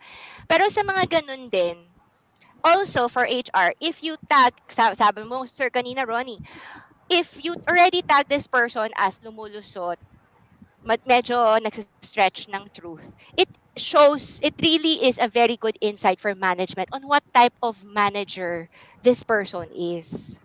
Mhm. So, Yeah. okay, I understand na Mhm. manager siya today. I understand this is how this person is paid, pero be mindful before you assign promotions or Yeah. additional pay or increased roles in the future. Kung sa Yeah. maliit na paraan, hindi mo na siya mapagkakatiwalaan, maybe caution from actually promoting this person. So yung mga tao, mga manager, tinatanong ninyo, bakit ako hindi pa na-promote 10, 20, 30 years na ako sa posisyon? Mhm. This is the reason why. Yeah. Sometimes management sees how you do the little things tulad ng reimbursals. Mahilig tayong Yes. ganyan. Yung mga personal, ano mo, pinapasok mo in company. Yung mga gasoline mo, pinapasok mo sa company. Pero officially, hindi siya official use. Yeah. Many managers choose just to keep quiet because Mhm. it is not worth it to make problems of 1,000, 2,000 pesos. But they Mhm. will remember it when they assign bigger responsibilities. Kasi if Mhm. nandadaya na tayo sa replenishment, reimbursals, paano pa kaya with bigger budgets? But if you Yes. show that you can be trusted, yung parang, ay ma'am, pero may sukli kasi akong 50 pesos, 150 pesos, and these little things, kung binabalik mo yung 150 pesos, what about 150,000? What about 1.5 million Yeah. pesos? Yep. That's the thing, that's the funny thing, that's what you mentioned kanina na you don't realize that people watch your integrity and reputation even Mhm. when parang you don't think they're watching. Mhm. Kasi it's the one little thing lang. Naku, nag-uwi ng 50 pesos. Or di ba may mga driver, for example, pag nag-iwan ka ng Yeah. mga barya dyan, pag kinabukasan, pagbalik mo, wala na. Yeah. Tapos, Yeah. sinabi niya, nasaan na yung, Yeah. ginamit kasi sa toll, yung mga ganon. When Correct. a person does the little things badly, yun na yun na yung character niya Yeah. eh. Kasi Oo. karamihan ng tao na hindi nagnanakaw, hindi naglalay, hindi talaga sila naglalay. Walang kinalaman yon sa position, Mm. sa age, sa school, sa family background. I've met Yeah. a lot of poor people, they're so honest. And I've seen Mm. a lot of rich people, they're so madaya. This. Yeah. Tama yan. And I that's agree. No. Agree with character, that, 'di ba? Tina. Oo. Mm. Just to ano no, focus on the sinabi mo na yung the little things no. So, yung employee na binigyan mo ng ano, let's say fund for example, tapos binalik niya on the proper ano no. So, makikita mo kagad kung sino yung may intent to be Oh, dishonest no at the instant kagad. So, as HR, be watchful of those people kasi alam mo na that behavior might repeat again no, especially if you don't call the attention. So, kailangan si HR maging observant no if ever na ano. So you really have to call the attention of the person kasi without calling their attention, they might feel that it's really okay to especially yung mga sukle like 10 pesos, 20 pesos no. So oo. I'm very particular with that also na 'di ba kahit na 10 pesos yan for example at alam kong pera yan ng kumpanya, eh kailangan ibalik natin kasi hindi naman sa atin yan. Kumbaga binigay lang sa atin para gamitin for a certain purpose no. So you know, we have to honor yung ating salita. Yeah. Yung lunch, Agree. 'di ba? You give 200 pesos tapos yung sukli hindi na binabalik. May Yeah. gano'n eh, 'di ba? And then you Yeah. think na parang magkano lang 'yun. Tapos pag finallow up mo, Mm. ay ito pala, Like, Yes. kailangan ko pa ba mag-follow up sa ganyan? But Mm. if you think parang bakit wala ba, tinanong kasi, ba't wala akong increase ng sahod? Wow! Dami mo kasing tip, di ba? Hindi, I mean, it's really, if you really want your career to go up, don't get the little things. Go for the big pay increases. Go for the big Agree. promotions. Kasi Yeah. that's more than the 25, 15, 10 pesos that you get per day. Maliit lang yan eh, di ba? Coach Darwin? Mm. There's a question here from Tina Keaton. How would you address this concern?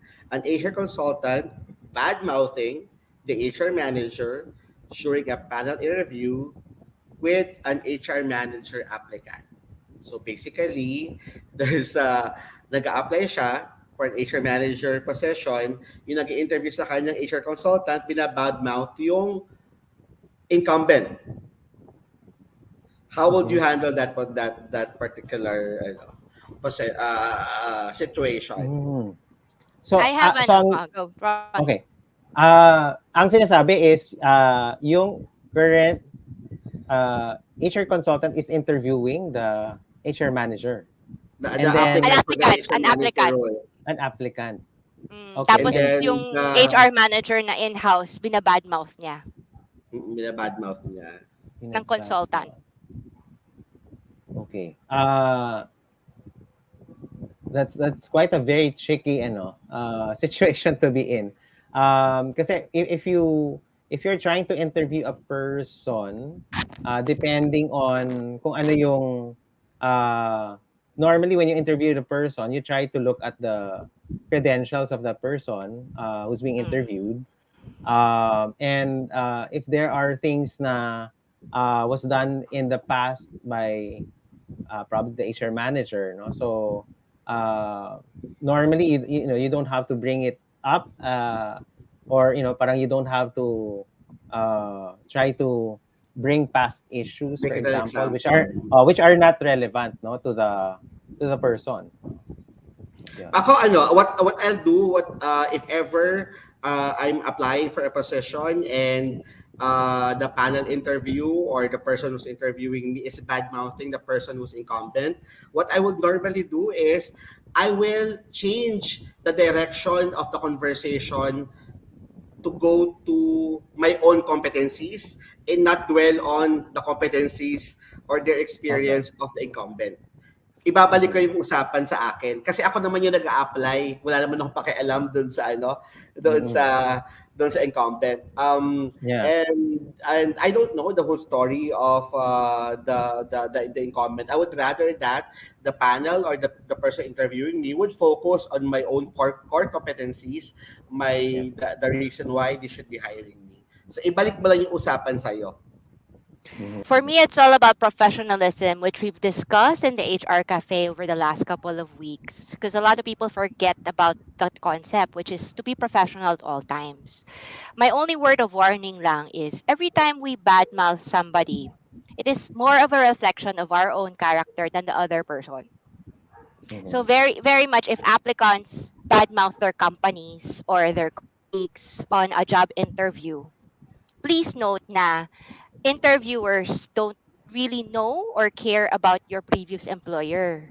We just need to see how bitter you are because we don't want negatrons inside our company. Because if you badmouth your previous employer, you will one day badmouth where you're going in the first place because it is a testimony of your character. So with Yeah. regards to the HR consultant, pag mag-badmouth siya, I don't actually mind people who badmouth. But I think that good leaders silently judge that person. I'm pretty sure that HR consultant might not it will not continue too long in that company. And then in the future, will also have problems in finding new consultancy work in the future. Because Agree. word does get around on what type of person you are. Good people talk about work. Bad people talk about Talk people. about others. Agree. Diba? About others. So, Yeah. if wala ka nang mapag-usapan, ang pipintasan mo yung kapwa mo. Pero in the end of the day, it's not worth it eh. And sa akin, because I'm pretty open din naman with what I think of people eh. if you badmouth people, make sure to do it in their front, not in their back, kasi they'll get to know it. So it's feedback, diba? Mm-mm. Coach Dar. Mm-mm. Siguro since it's already 5, let's just do one more question. Coming from someone who uses a Japanese character as his Yeah, Facebook yeah. name. Yun. How to be a proactive HR in order to be a thinker performer. I've heard about this. Thinker performer. How to be a proactive HR in order to be a thinker performer. Okay.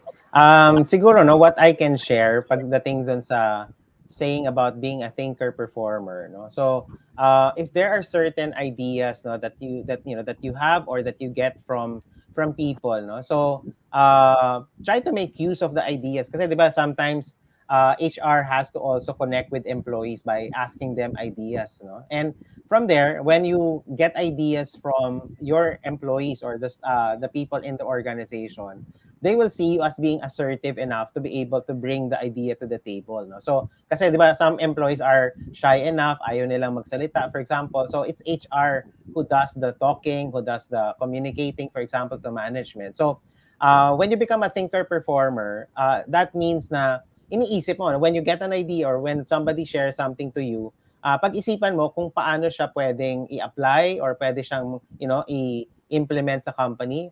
Don't shut the door for novel ideas coming from people na hindi mo kilala for example but might have a good point of view, and at the same time importante rin that you still perform no yung task. Minsan kasi may mga trabaho tayo na kailangan natin gawin whether we like it or not because it's really part of the process that we're doing, no. So for example yung mga typical procedures or policies ng company, for me no yung policies and procedures ng company, I always try to remember yung follow it first before you question, di ba? So, yung following the policies, for example, is a good way to, to let people, get the respect, no? But at the same time, kung meron silang, for example, mga comments about, oh, sana itong policy na ganito, for example, we'll consider this, no? So, in that case, no, i-process mo yung mga sinasabi nila, gather those information or inputs, and then be able to, somehow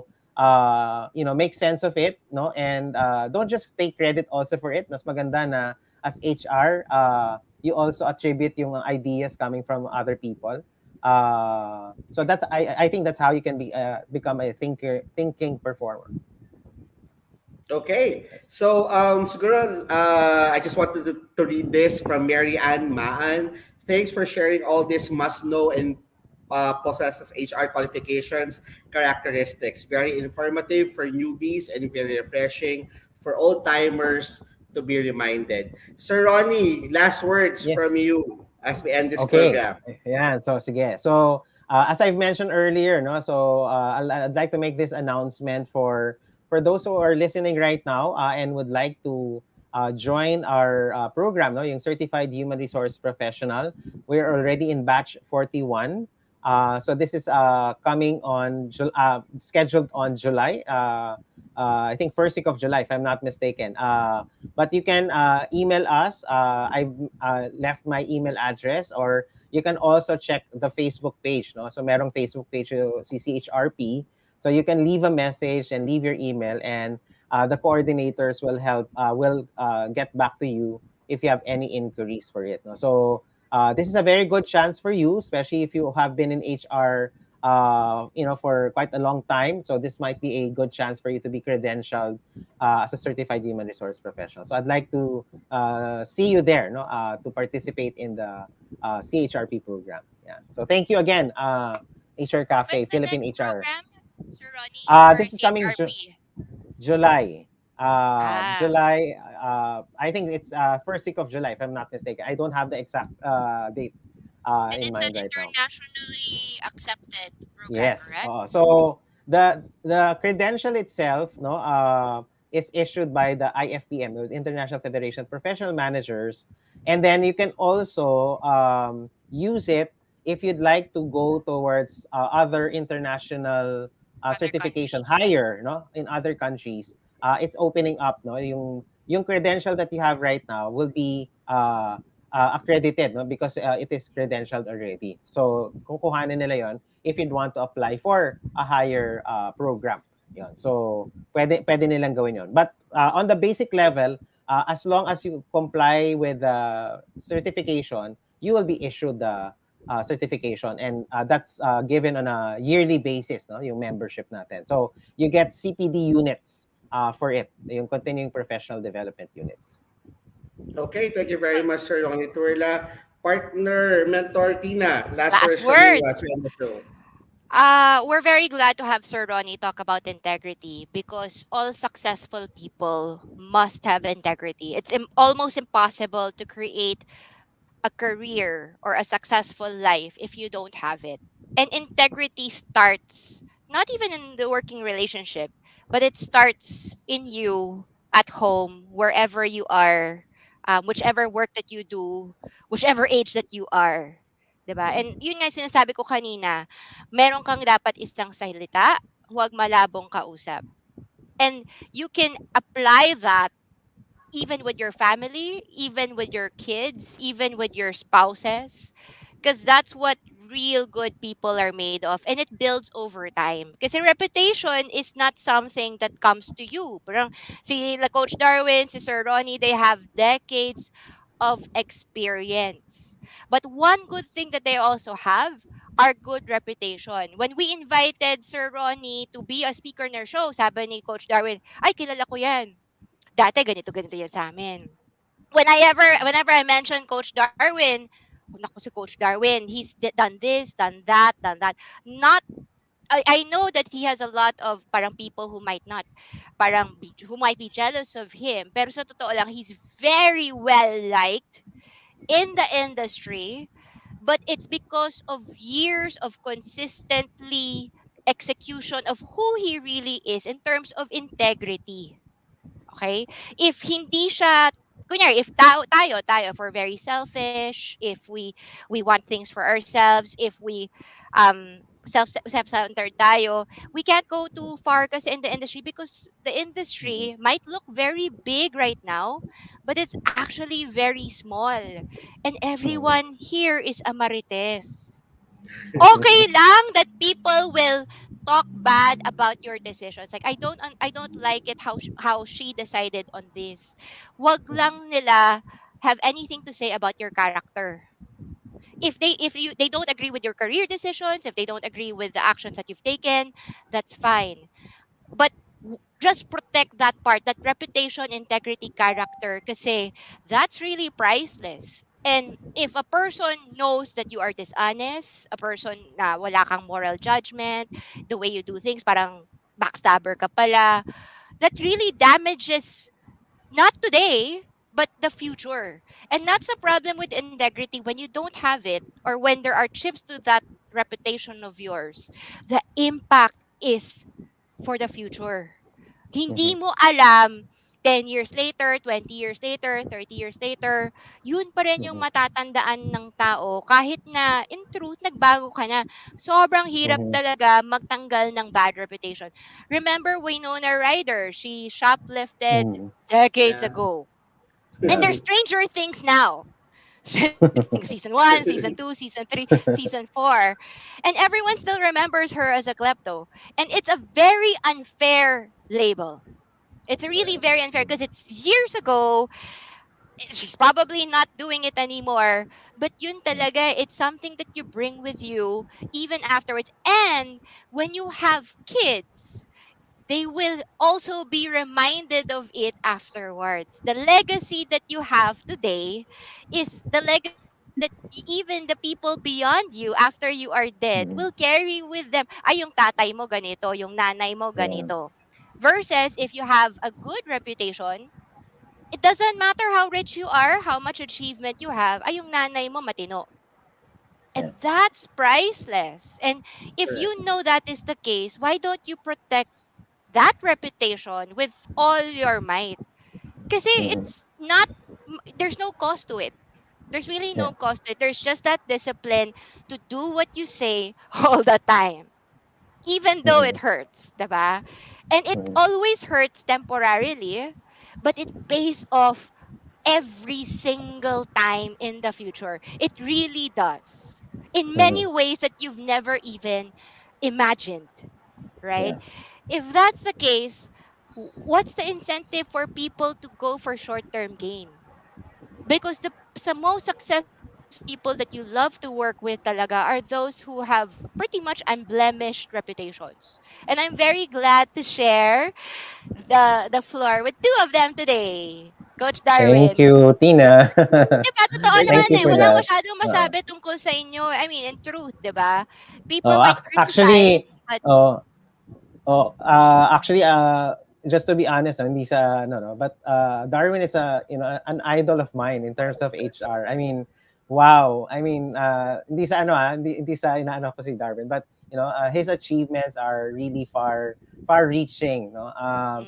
Ako kasi I'm a typical introvert HR. So hindi ako Oh? masyadong maano sa and I'm introverted. So kaya hindi ako masyadong maano. I mean, of course I work hard pero I try to, parang I'm quite a shy person in reality. Mm. Ayun. So, pero Thank you I for have to that, do the Sir work Ronnie. eh. I have to do the work. So, kumaga Correct. parang for me it's work that I do. Yun. So, that's why tama rin yung sinabi ni Tina. So, years and decades of you trying to build your name, Yeah. no? And siguro one of the things that really isang mabigat sa akin, no, which my father taught me is that Mm. you are not the only person who's carrying your surname. So that's why protect it with all your heart. Kumbaga, years, decades, actually, diba? Parang yung surname ko, no? Even if I'm dead, kung pangit yung reputation ko, diba? People Dala-dala will mo yun. remember it. So, dala-dala. Correct. So, parang that's why that's so important.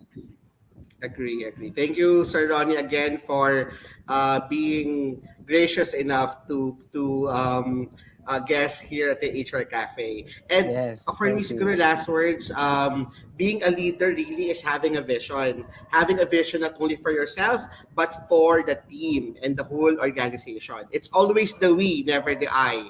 And for you to be able to be successful in bringing others to success, you must need to have the most important core value, which is integrity.